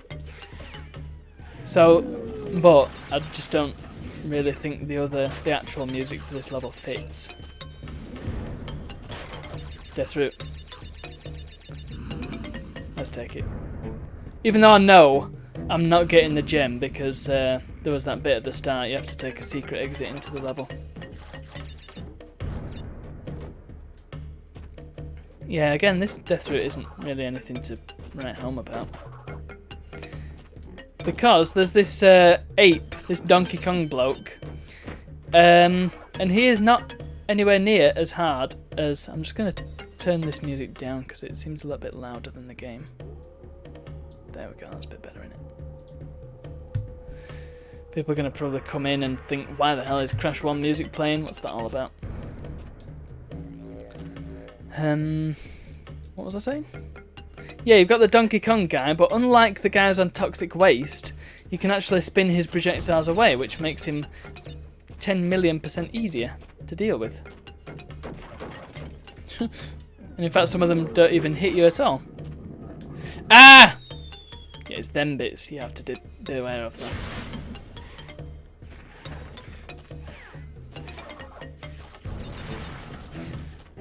So yeah, this is. Did I mention this was a music from Sunset Vista? In case you're not aware. But yeah, I like it. I think it's got a nice. It fits nicely.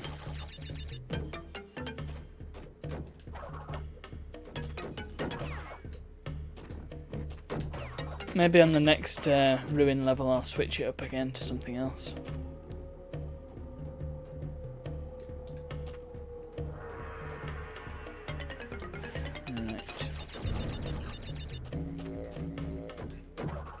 Oh boy! I keep making stupid decisions. Like that. That was input lag. That was definitely input lag there. It's because I keep wanting to do the high jump, but...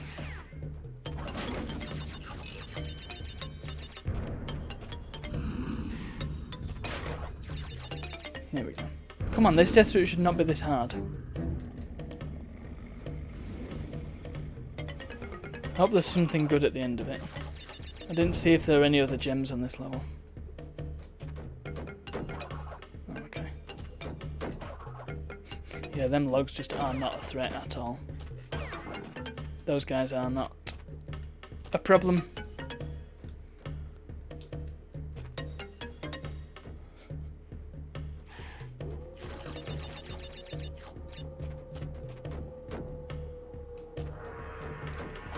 By the way, this is on a YouTube channel, this music, where they've got all the Crash music extended to at least 15 minutes, and I'm wondering if I'm going to actually play it out because of how much I'm dying.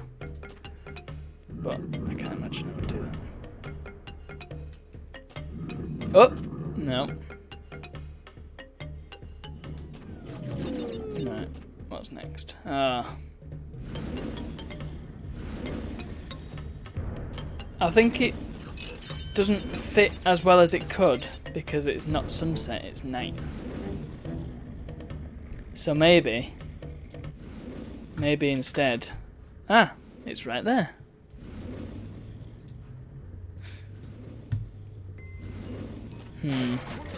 Nah, I don't think so.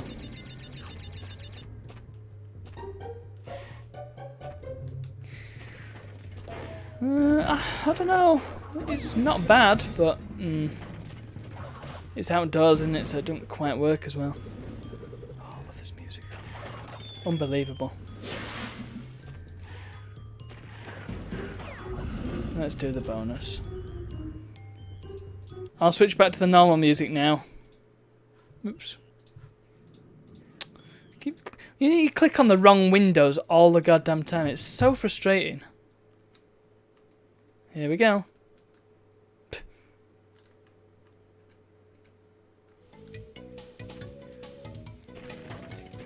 Alright. Pow! Oh, this is one of these situations. We had one of them on the bridge level, didn't we?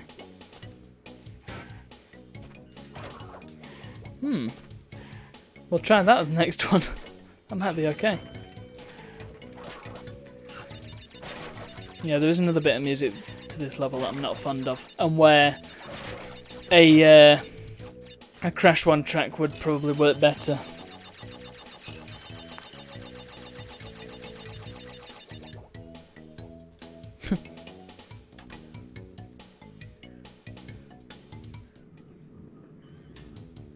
There we go. Well done, guys. There's a lot of monkeys on this. There's one. Oh, by the way, I didn't mention the know-it-all lizards have now got armor, but it doesn't mean they can't jump. I thought that said 99 out of 89 then. But no, yeah, you do have to... No, yeah.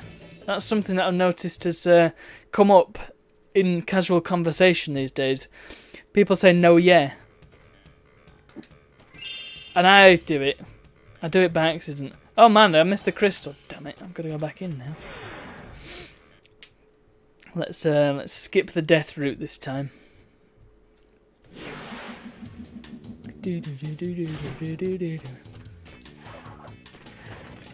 By the way, you can actually make it over there, but it's a lot easier on PAL and when you've not got input lag to contend with. But yeah, you can just about make it across there. The problem is, what do you do when you're there? You have to traverse quite a lot of fire, and I don't think it counts for the 100% unless you've actually unlocked the secret exit anyway. So it's pointless. You're just cheating yourself out of a victory. By the way, I won't bother with them TNTs. Who cares? Nope. Yeah. Don't suppose you recognise the sound that the shrews are making? Are the shrews? What are these creatures? Balls. They took the eye blinking out. Wonder why they did that. That was funny, that. Haha, lizard, you're not going to have the satisfaction of being defeated by Crash Bandicoot.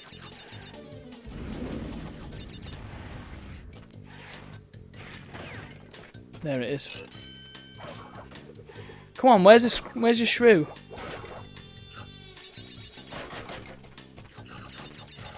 Cash money. Not actually money.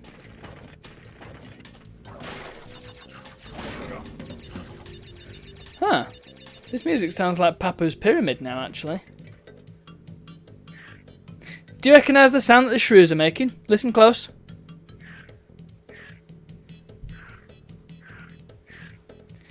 Bear with me.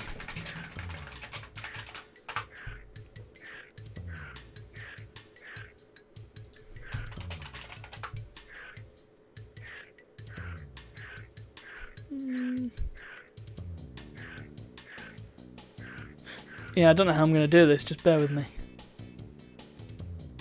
Oh yes, no, that's not right. Yes. Okay, I'm not doing that because that's a really crap quality video. No thanks. But I'll just tell you, shall I? They're the Scrabs. Scrabs from Abe's Odyssey. Same noise. So all the PlayStation developers must have had a common sound pack that they were using. Ah, screw the bones, I don't need it.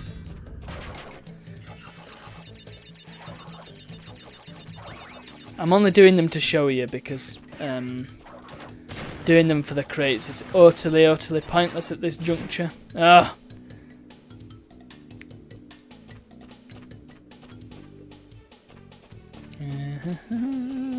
Boink.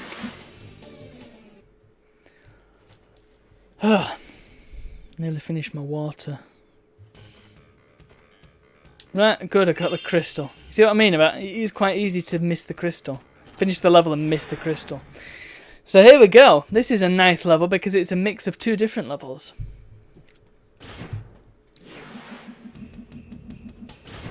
So you may be thinking, it's another boulder level. Looks like a boulder level, doesn't it? However,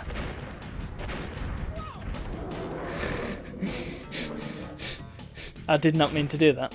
I was too busy looking at the bear. The bear in the room. Oh my god, I hate them mines. Ghouls and Ghosts mines. Actually, I've just had a thought. Yeah, getting an RGB cable for my PS2 is going to be a godsend because, first of all, it's going to reduce the amount of cables going into my OSSC, which is great. I've currently got a cheap component cable going from my PS2 to my OSSC, but the it doesn't have. Oh my god! It doesn't have RCA audio jacks for some reason on OSSC. So what I've got is a crappy RCA to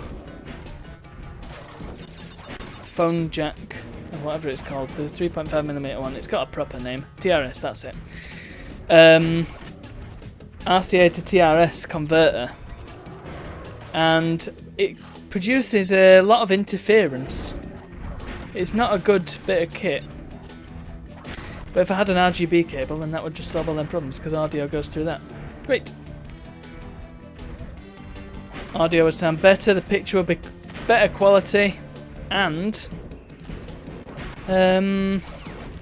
possibly, I don't know if it'll affect the input lag at all, but if it does, then that's a bonus, isn't it? But also, I would hope that the signal will stop dropping out at random as well, because it does happen.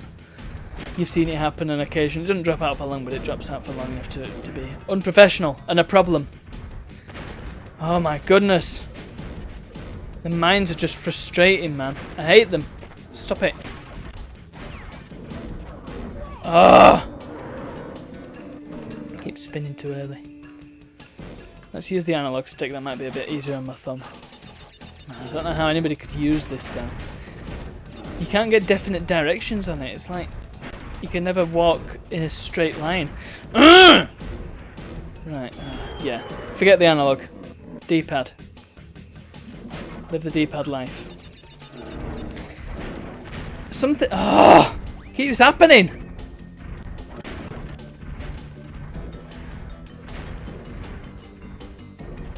Now let's try and stay airborne. Oh, no. Okay, that didn't work. Oh.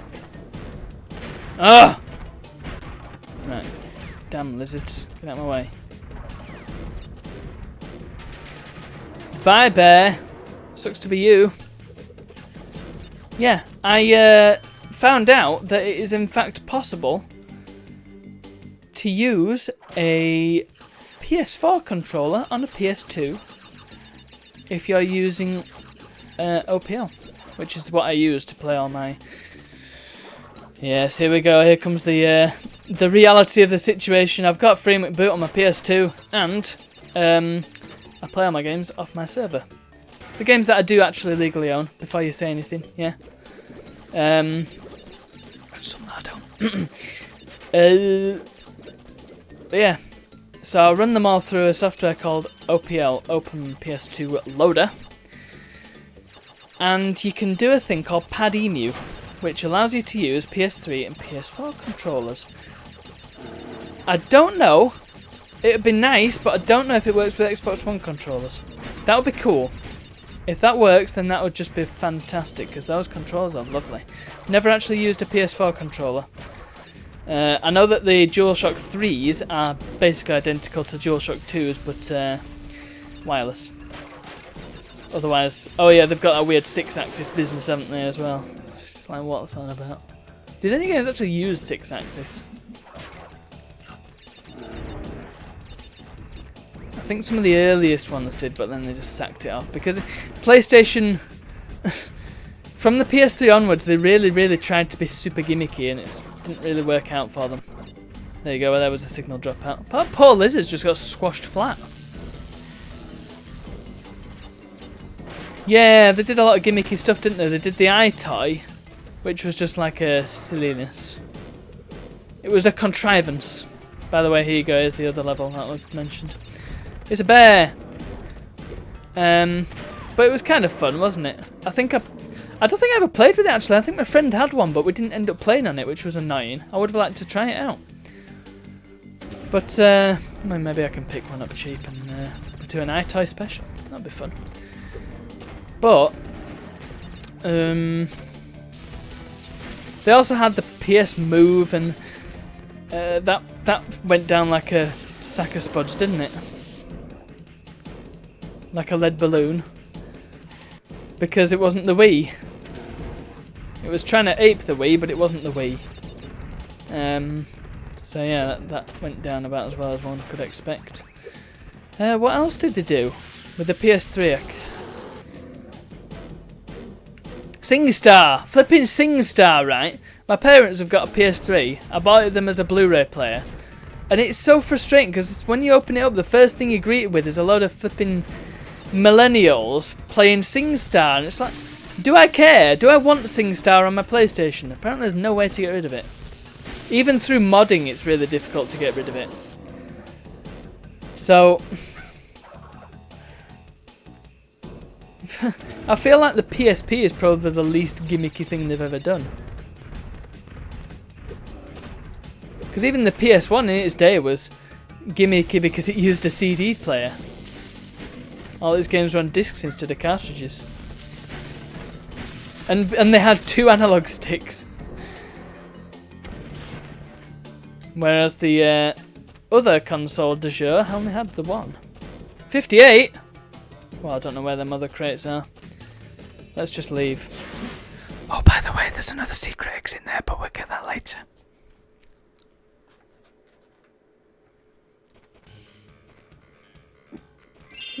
So there's got to be a secret exit into Unbearable.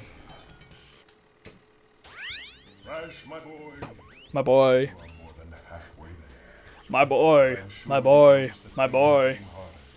The last 10 crystals will be the hardest to gather. And my our enemies will be sending their strongest forces to thwart you. Mm-hmm. I'll contact you again when you have completed the next one. He said 10 crystals then. It's not keeping to his story of there only being 20.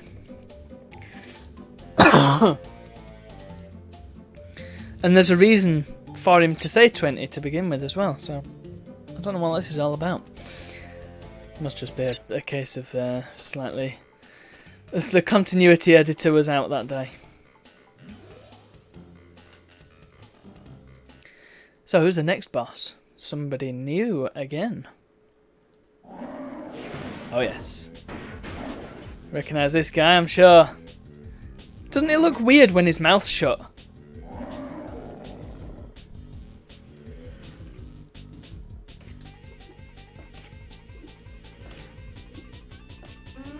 Oh, come on. This is a tricky little boss fight as well. Also, I don't know why his teeth disappear when he's falling down. He goes all gummy on us.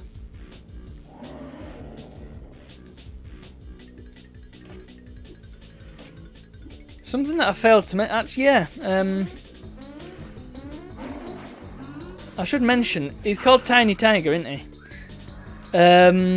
But you might be thinking, well, he doesn't look anything like a tiger of any type. He's not got stripes. He is an unstriped tiger. What's that all about? They don't exist. And you're right, they don't. He is in fact a Tasmanian tiger, or a thylacine. Come on, come on, come on, you stupid thylacine. Damn it. Will he jump across like an idiot? No, I don't think he will. Ah! Yeah, Tasmanian tigers are actually extinct. And I think they were at the time of Crash being developed as well, so...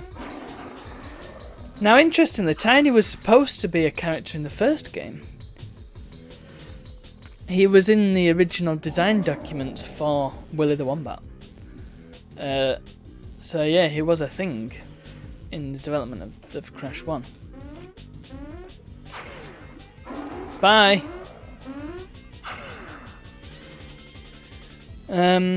But they obviously had to cut him for reasons unknown. There's various reasons to have to cut a character. Just happens, doesn't it?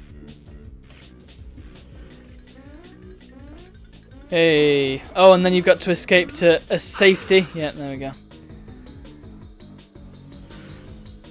There he is. Bye! Flop. Who designed this bit here?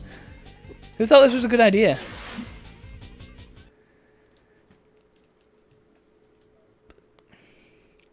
So Tiny must be one of Embryo's guys still. Huh. No Cortex messages, time. Let's save.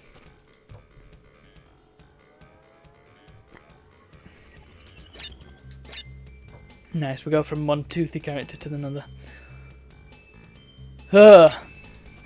Okay, level 16. Hanging out. Oh, it's another sewer.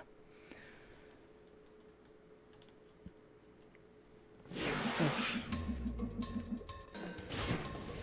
I can't remember what collectibles were on this level.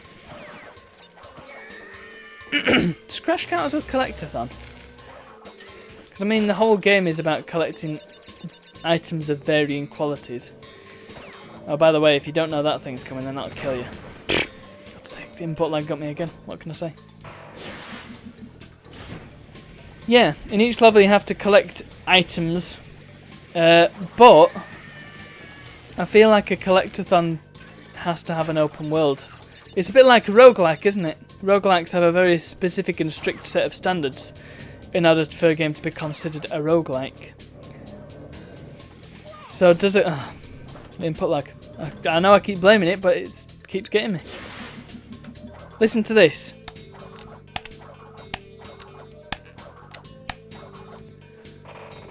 That's like half a second delay. That's horrible.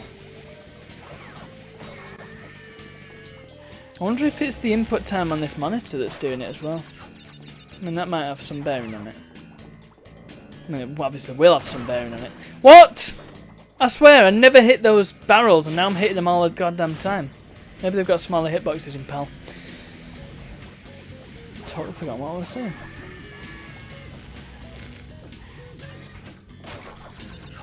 Yeah, it's gone.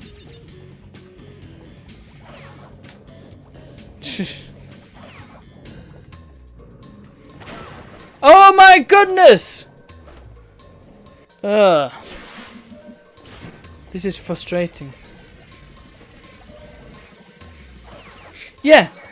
I was talking about collectathons having a strict set of rules for a game to be considered a collectathon. So a roguelike, there's I'm not certain on all the rules that make a game a roguelike. I think, well, the main ones are that it's got to be randomly generated levels, and it's got to be permadeath. That's the only two that I can think off the top of my head. I mean, not all roguelikes have a proper leveling system. I know that... Does NetHack even... No, not NetHack. Does Rogue have a leveling system? I can't remember if it does. If it does, then damned if I can find it, because, man, Rogue is fun but inaccessible, I have to be honest. You could have a lot of fun with it if you knew all the hotkeys and you knew how to play it properly, but yeah, it's not aged terribly well. But then you've got Pixel Dungeon, which I would like to talk about on the channel. Maybe I'll try and... I mean, streaming that's going to be a nightmare, because it's on Android. But yeah, that will be a lot of fun to try. Because that is that is kind of a graphical version of Rogue for mobile. It's really good. Right, let's just jump over there. See to it that all the crates get destroyed. Yeah, I'm just thinking about how I can... You see, I had this great Android emulator called Nox, but they stopped developing it. I think they were hired by Google and then stopped developing it. Which is one way to stamp out your competition, just buy them out. I think, in fact, that's how a lot of these things work, isn't it? You get a piece of software that's brilliant, and then some big corporation comes along and says, right, we're having that. Looks pretty good to me, looks like it could be an investment, let's have it. Oh, right. Let's do this correctly. Let's get that. What, this way? Can't remember. I do remember. I shouldn't have gone this way. Damn it.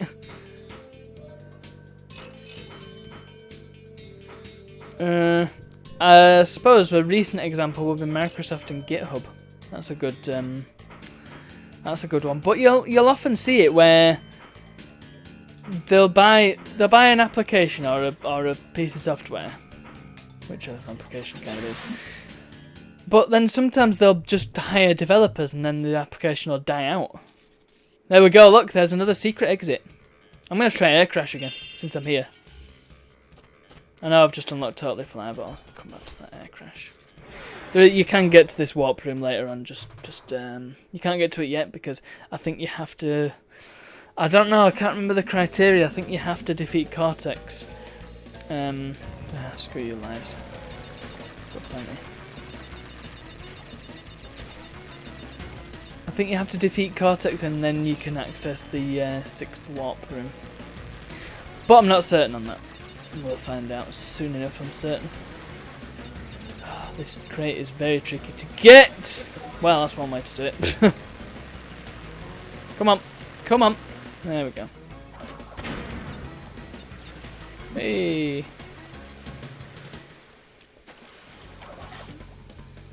It's weird, sometimes the audio just gives up. Possibly because it's loading it from a network share rather than a disc, so... Come on! What happened to my iframes? Cheers, game. I definitely had iframes when that fish got me. Fish obviously care little for your game mechanics and your grace periods. Right. There we go, there we are, that's how you do it. You let the whirlpool gently pull you in. Nice. I love how there's the potential to die there by overshooting. No! There we go. Yeah, the audio just seems to have completely given up the ghost. It's like it's only playing half of what it's supposed to. So we're on 50 crates already. How can that be? Is that all the nitros? Of course, yeah. The nitro switch crate only exists in that little secret area. Oh balls! There's my mask. That's fine. I think I can survive.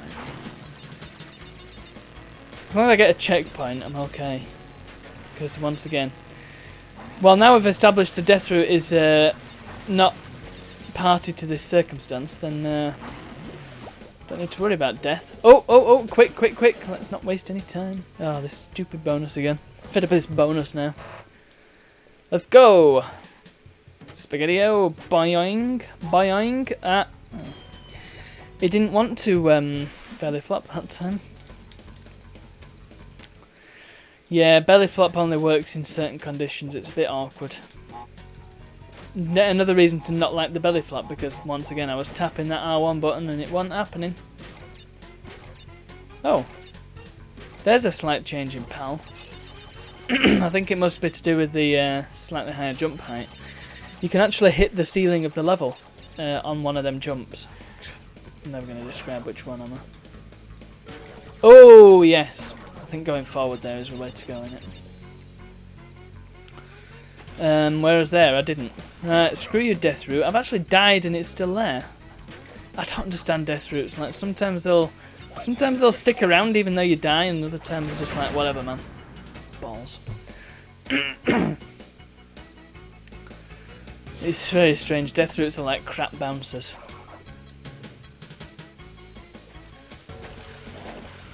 Thankfully, I've already done the bonus. Just to make sure, yeah. Once you do the bonus once, it stays done. Right, yeah. Forward's definitely easier. Because you don't have to reverse your momentum.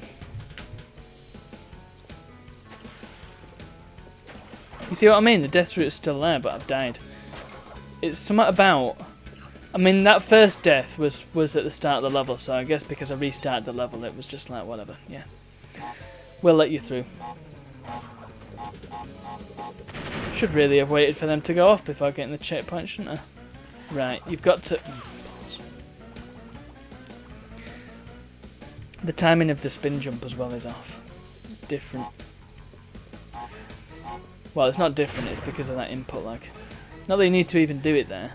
You don't need to do it at all in this game, it's just a nice added bit of jump height in case you need it. And it's really useful. Just make sure all them crates are gone. I know that TNTs can be a bit funny. Much like nitros, if they're off screen and they explode, sometimes it just deletes them from the level without actually doing the area of effect bit. Hey look, no nitro here, I can just speed through and not worry. Oh, hey. If only the nitro got rid of these sea mines, eh? Hey, screw you. How many we got? 101? 102. Hopefully it's got 102 crates this level. There we go, yeah! Air crash done. My throat is hurting. I might have to call it soon. I feel like I've barely been on.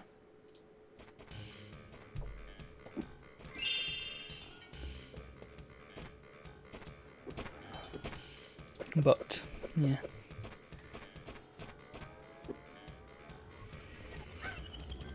Oh yeah, I've already been here, haven't I? I wonder if I've done the second warp room then. Have I finished it?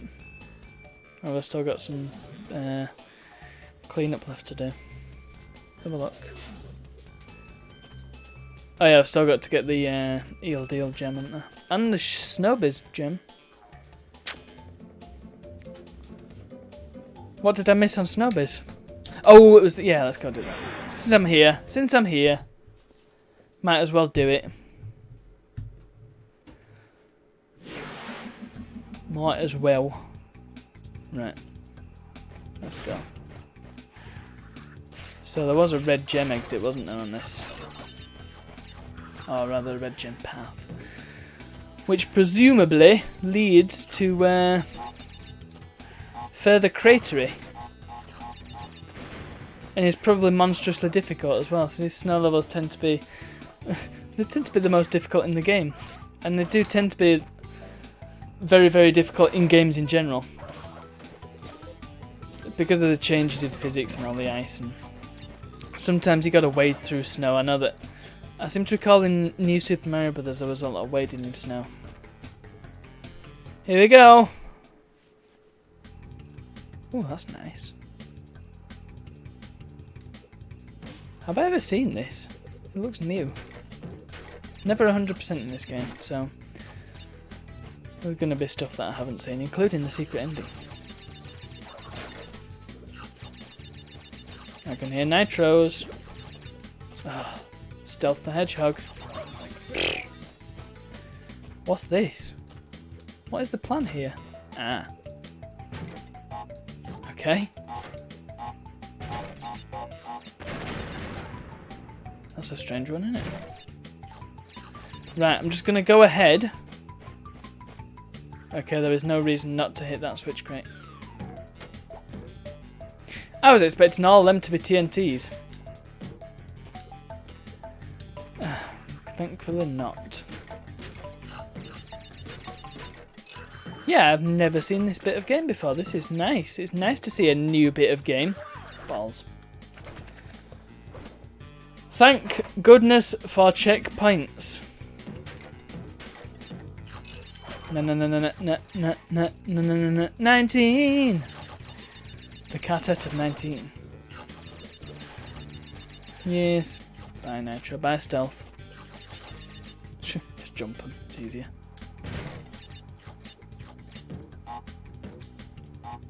I'm honestly surprised that that belly flop up there didn't cause the TNT to go off prematurely.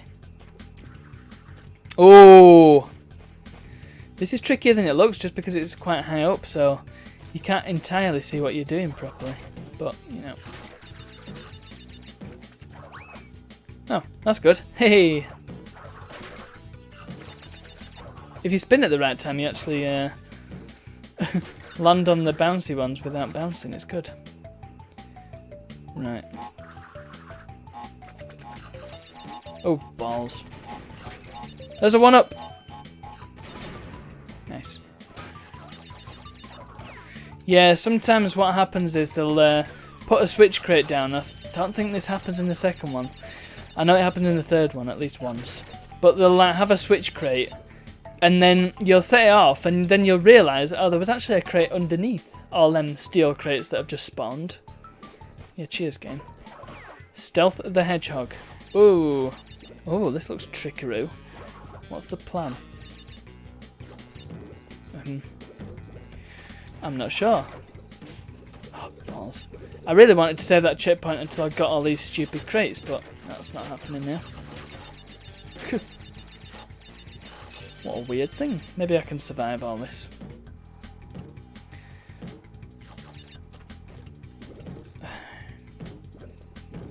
I would like to get all the Wumpers, but I don't think that's going to happen. Because there's quite a few up there. It would be nice to have them all. I know how I can get them. There we are. Right, move.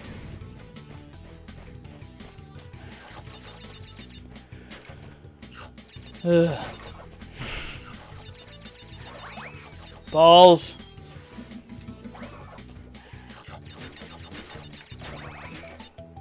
I know it's a trick, that spin jump, but it seems really inconsistent as to when it'll actually work.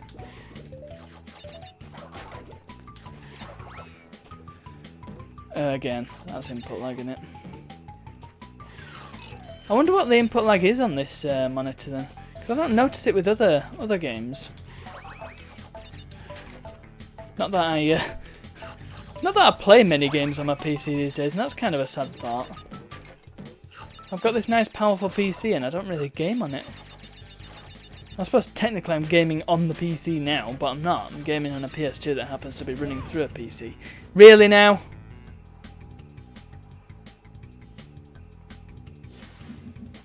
Oh, good hell, that's crap again.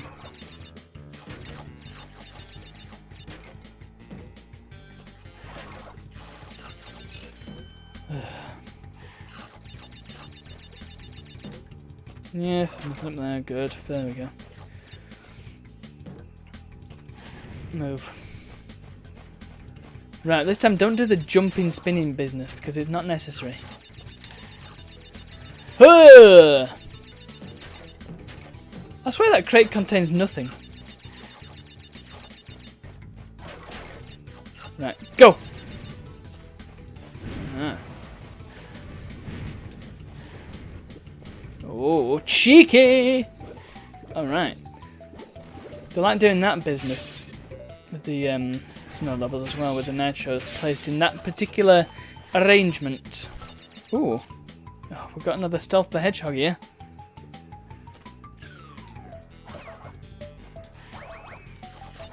Kapow! Look at that, 77 of them. I need a water fountain in this room, don't I? Hope I didn't miss any. Can I get back on the gym platform? I mean, I can, and it just goes back up again, right? Let's do that whole thing again. That's a good idea. Oh! Right, let's get all these stupid crates. Unfortunately, you can slide up the ice patch, which is good. Oh. Stealth the Hedgehog in the wrong place. There we go, kick him up the ass. It was really fast, that one. I think you can kill the seals by getting the icicles to fall on them, but it's quite difficult to do. Lovely, look at all these delicious Wumpa fruits. I hope I get all the crates after all that. Watch all the mist run water. Ah! I've always thought that when you land from that massive jump, the landing animation and the amount of sort of debris that is kicked up don't quite match up. Hehehe, I saved myself some effort then.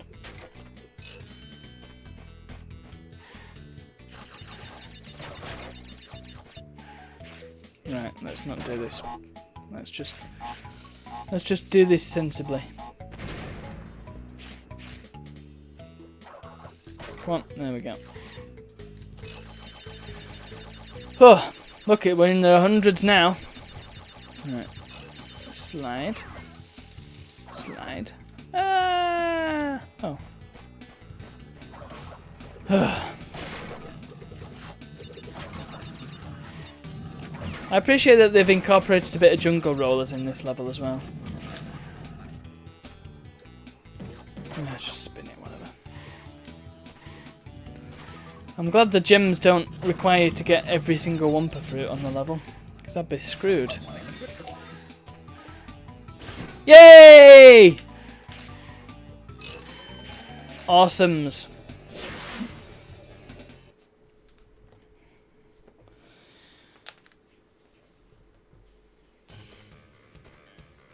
Whoa. Brother. Yes, thank you. Crash, bear it, crash, crush, the eel deal. I'm fairly sure there's a secret exit to that level, so let's head back up. Hey! Crash the cool dude.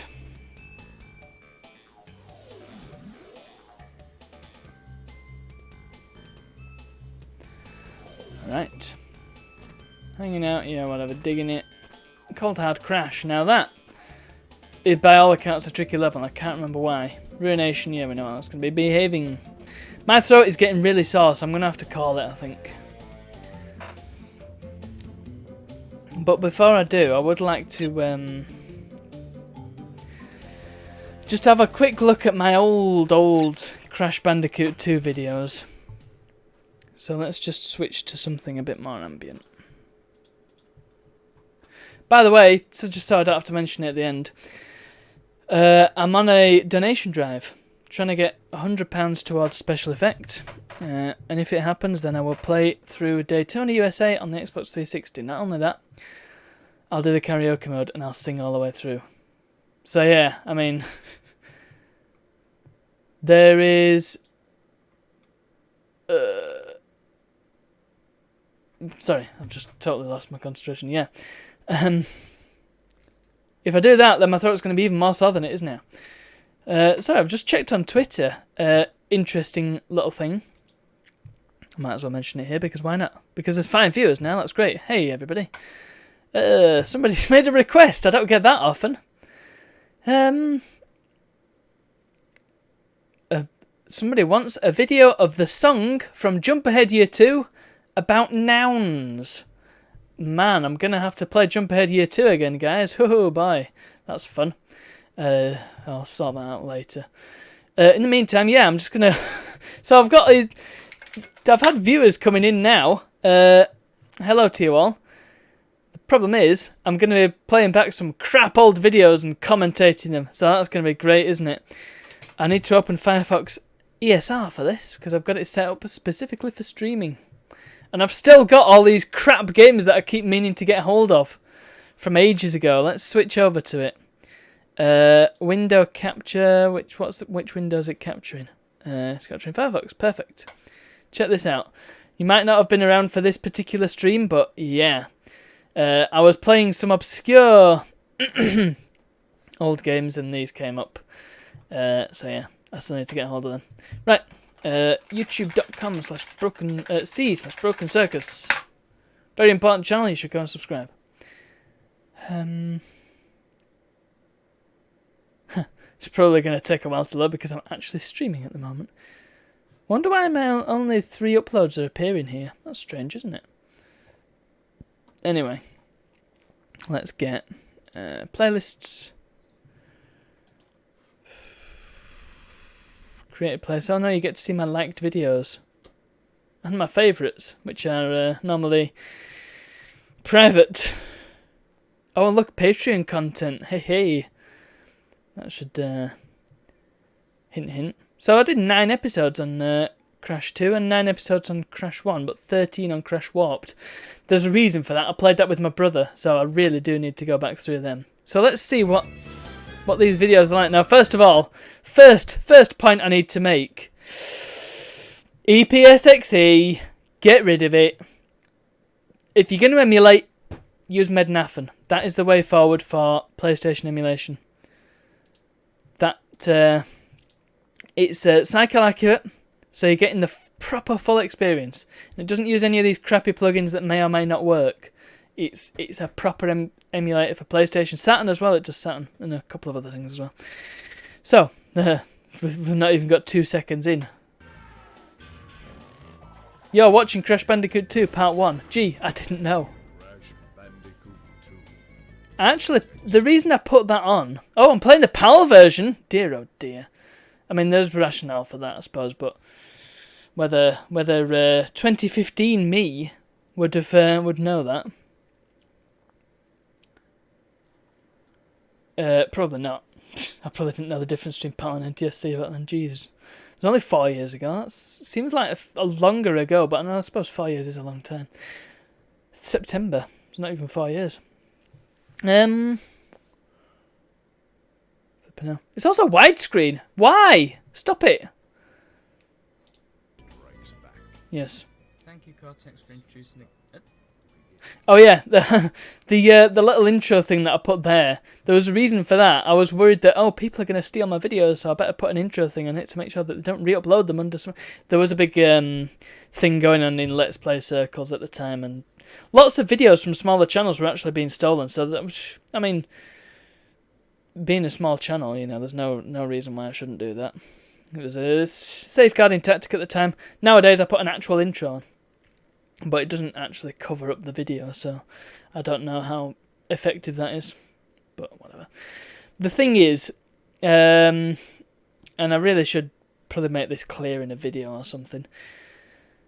All the game footage that I upload, I'm happy for people to use the footage if they need to. I mean, ideally they probably get in touch just so they've got a version without commentary, but. Yeah, I'm happy for people to use it if they want to. If they need a clip from Crash 2, and they don't mind it being in widescreen and in horrible upscaled nonsense, they're welcome to it. Right. Do I have a saved game already? Why would you check for a saved game? Why? This is a full playthrough, and the first thing you do is check to see if you got a saved game. What's the point? Unlikely is the answer to that. Yeah, I'm not going to have a save game. When will I have played it in the emulator? Already, if you observe this animation, already you can see the problems with EPSXE and upscale. Well, not specifically EPSXE, because lots of emulators use these plugins and things. But you'll notice the problem with upscaling PS1 games. Check it out. Wibbly wibbly. Nice one. Hold on a tick. Yeah. Of course it's going to do that, because you press load game and not new game. Look at that, fraps, yes. Flipping fraps, man. I suppose if you want to start a new game without the cutscene, then that's the way to do it. Indeed. Yes, we get it, we know. New game. So you've just wasted almost a minute of the viewer's time. Nice one.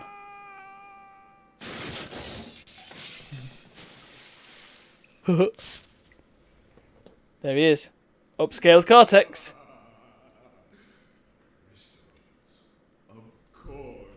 And here's the thing. You'll get people saying... Oh, I might as well just leave it rolling. You'll get people saying stuff like, oh, well, PS1 games look a bit crap nowadays. They used to look so much better. And yeah, of course they did, because you were playing them on actual hardware that they were designed for. It's truth.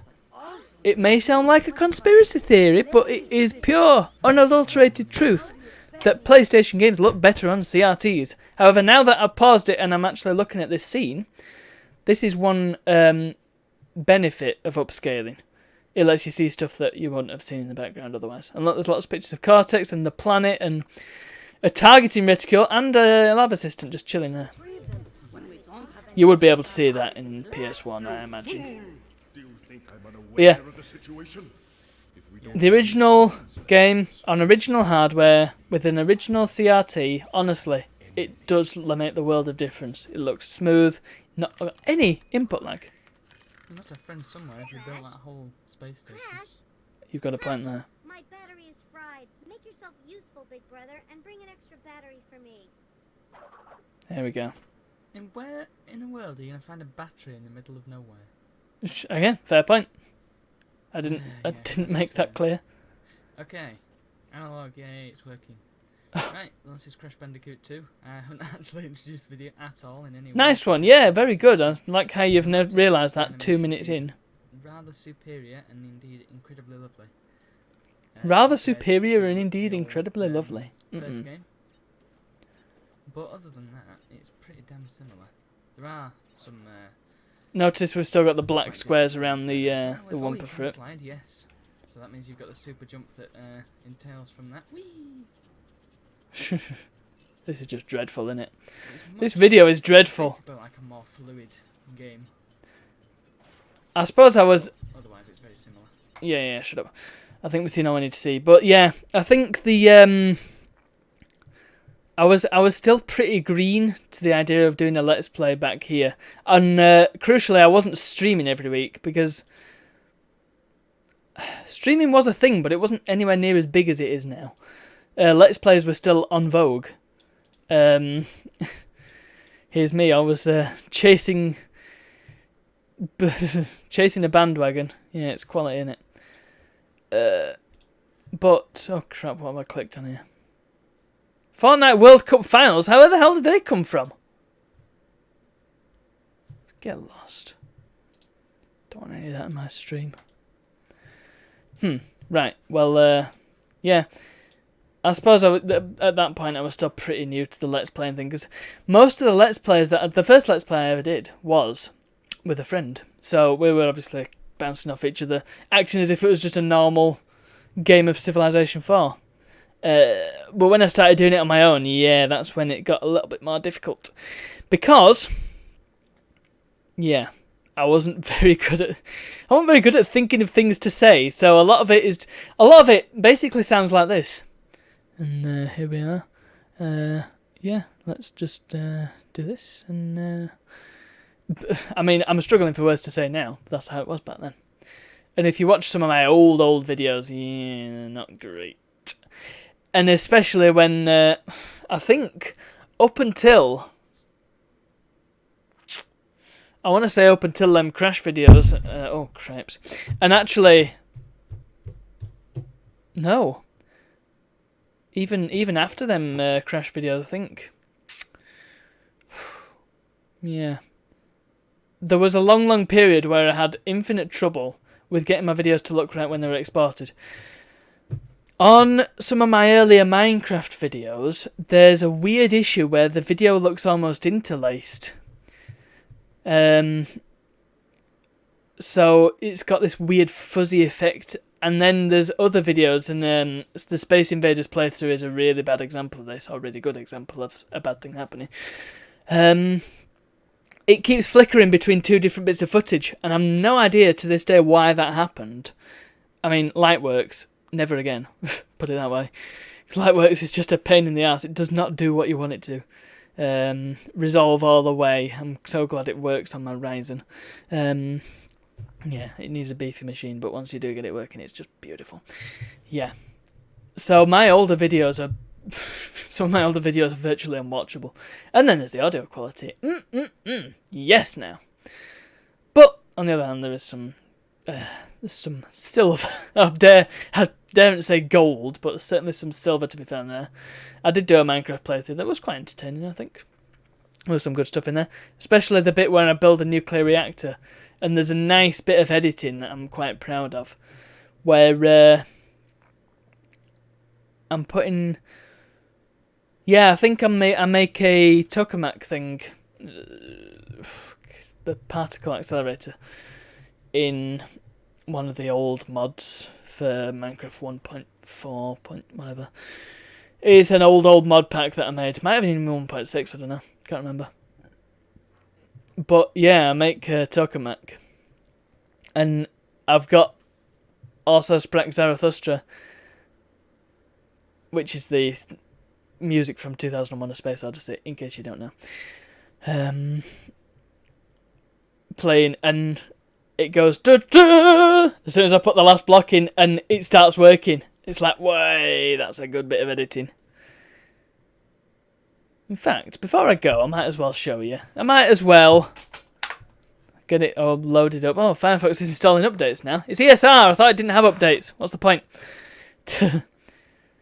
I was trying to explain the concept of extended support releases to a friend, and when I was explaining it, I realised it doesn't make a whole lot of sense. I mean, it does make sense when... It makes sense because it's good to have a release of a thing that is sort of a stable base release that gets security updates and nothing else, so you know that it's going to be virtually the same for the length of the support period. But trying to explain that there and then was just like, oh, well, okay, does this actually make sense? Because it still gets updates. You know what I mean?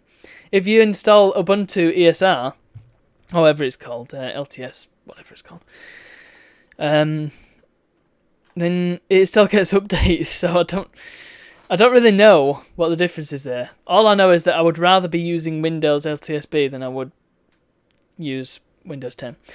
In fact, I keep meaning to install Server 16 on my PC, but yeah, it's just doing it, innit? So youtube.com/c/Broken Circus. I've got to find the right video now. They've all got funny titles. ESR still has autoplay in videos. The one I'm using, Developer Edition, doesn't have that. Must be a beta thing. Right, playlists. Let's just switch over. I bet this is entertaining content for you, isn't it? Ubuntu, National Fun Post Agency. How's it going? I'm just showing off some of my old videos before I call it for the night. And I'm trying to find a video where I do a nice bit of editing. Though I don't know if you were here to see that. Clay World. Jeez. That's a blast to the past, isn't it? Right. Created playlists. Where's it going to be? Lego Racers 2. Guerrilla Advertising. That's an old playlist. That was when I was doing my degree. Crap, where is it? Manhattan Project Solo. There it is. Look, the first episode's nearly half an hour long. That's good. And you can see the weird interlacing. I don't know if you can see it too well here, but yeah. Welcome one and welcome all. Yes, welcome indeed. Yeah, it's noticeable when you actually watch the video. Meteorology, Mjolnir, The Raid, More Fuddling, Factory Floor, The Future of Fusion, was that it? Fusion Fun, Pump Problems, Fumbling Around the Cables, Gas Leak. I have no idea what to name this episode. You see what I mean? It's all got flowery titles. Which one is it? Is it Fusion Fun? 24 months are going to be quite costly. Quite costly, yeah. Yep, this is the one. Oh, made a big mess of this. Oh. There we go. Made a big mess. We'll go from here. Well. Oh. You can hear the difference in my voice. It's weird. Okay, what I can do is I can just put another... I mean, I suppose it makes sense because this was That should be alright. like 5 years ago now. 5 I'll years just ago. put it because I need to... Today! put it under- I'm hoping it will go into the bottom. 5th anniversary of this video. Listen. Of truth is upon us. Nice Where's the battery box? It's in my bag. battery box. Battery box. Sorry, basic energy cube. Right, that's plugged in. We'll discharge this into it. Oh, Here we go. I've got goosebumps. I never thought I would have goosebumps when I'm loading up a virtual fusion reactor, but there you go. Here we go. I'm hoping Ready? my power ammo will be enough to actually withstand if it explodes, but oh,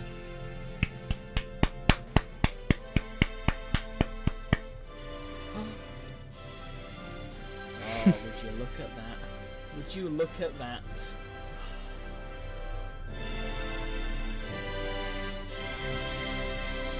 Look, I was one of the early adopters of Patreon. Check that out. So there we have it. Sorry, I haven't been looking at the chat, but yeah. Ah. Yes. Right, let's get that off. So yeah, there's some decent things to be found in my old videos, but yeah. Probably wouldn't want to watch them all, let's be honest. Watch my newer ones instead, they're better. And yeah, I'm going to be honest, there's probably not going to be a new video tomorrow. I kept meaning to make one, but this week's been kind of busy, so. It's also been ridiculously hot. So hopefully I'll get time next week to make one. I've got one where I've been sitting on the footage for about a year, and I've been struggling to think of how to start the video. Now I've got an intro to it. It's just a case of doing the commentary now for the rest of it, which should really be quite easy. So that's got to be my goal for next week, to get that done. Possibly I can... Oh, actually, I might be able to do it. Yeah, personal life getting in the way of stream. Let's not have that. Let's just call it there. So thank you for watching and watching some Crash 2. We're going to be back next week. Maybe even we'll finish it and 100% it next week, because I got through a lot of the game in this one stream. So who knows how far I'm going to get next time. yeah, don't forget the donation goal. The donation link is underneath the video. All donations up to £100 are going to special effect. Well, up to £200 actually, because £100 gets me. That's your incentive. Me playing Daytona USA karaoke mode, singing through the whole thing. That's going to be fun as hell. I can't sing, so be prepared. I imagine lots of people will leave during that stream. But if there's £200 involved, then I'm going to rope my brother in it, and he doesn't know the tunes. He just will sing anything. So that's going to be great, innit? It's probably not even going to be very entertaining, but hey, it's money towards charity, so who the hell cares? Also, if you want to support me and all I do, because, hey, I've got a blog now. Did I have a blog last time? I've got a blog now. Go to, I've not set it up in my bot, so I can't get a quick link or anything like that, but I'm going to type it in, spacefarer.club. Check it out. I'm going to be writing stuff on there infrequently, but it's still going to be stuff. Extra content for you and your money. Go on Patreon. You might get a bit of exclusive stuff as well. $1 a month would help us massively. It would be a great, well, I just farted on stream. Good for me. I hope you didn't hear that. It'd be great for us because it means we can afford potentially new equipment, more importantly, new games. And by equipment, I mean, well, having an extra mic wouldn't be too bad. Having an extra decent headset wouldn't be too bad. But most importantly, having consoles and the means to record them and in high quality. Maybe even with Patreon money, if enough of it comes in, I can finally order a Trinitron 29-inch television. That's what I need. That's my goal currently, to get a 29-inch Trinitron. There was one that I was so close to getting. It was on eBay. I got in touch with the guy and said, any chance I could get this couriered? And he said, yeah, that's fine as long as you arrange it. It was going to cost me about 50 quid, but the telly itself was going to be about a tenner. So I bid on it, and then somebody outbid me for 30 quid, and I was like, ugh! But honestly, I couldn't really afford any more than that. But I'm getting a pay rise next month, so maybe one will come up and I'll be able to buy it. Yes! And I might have a 29-inch Trinitron, which leaves me with the issue of what I'm going to do with my HD TV, because I still need that as well. But that's, again, things I'll worry about. But yeah, Patreon money would be very useful in that regard. Whatever, I don't care. I do care, but I don't care. It's up to you if you want to do it. I'm still going to do doing these streams, videos, and the blog. So it's just an extra bit of support for us. And finally, head on over to the YouTube channel. Go and subscribe to that. New videos when I get time to do them. Usually every week, but not always. I've got to be honest with you. And that's about it. So I'll see you all for the next one. Next Friday, 7 PM. More Crash Bandicoot 2. Bye-bye. Enjoy the tunes.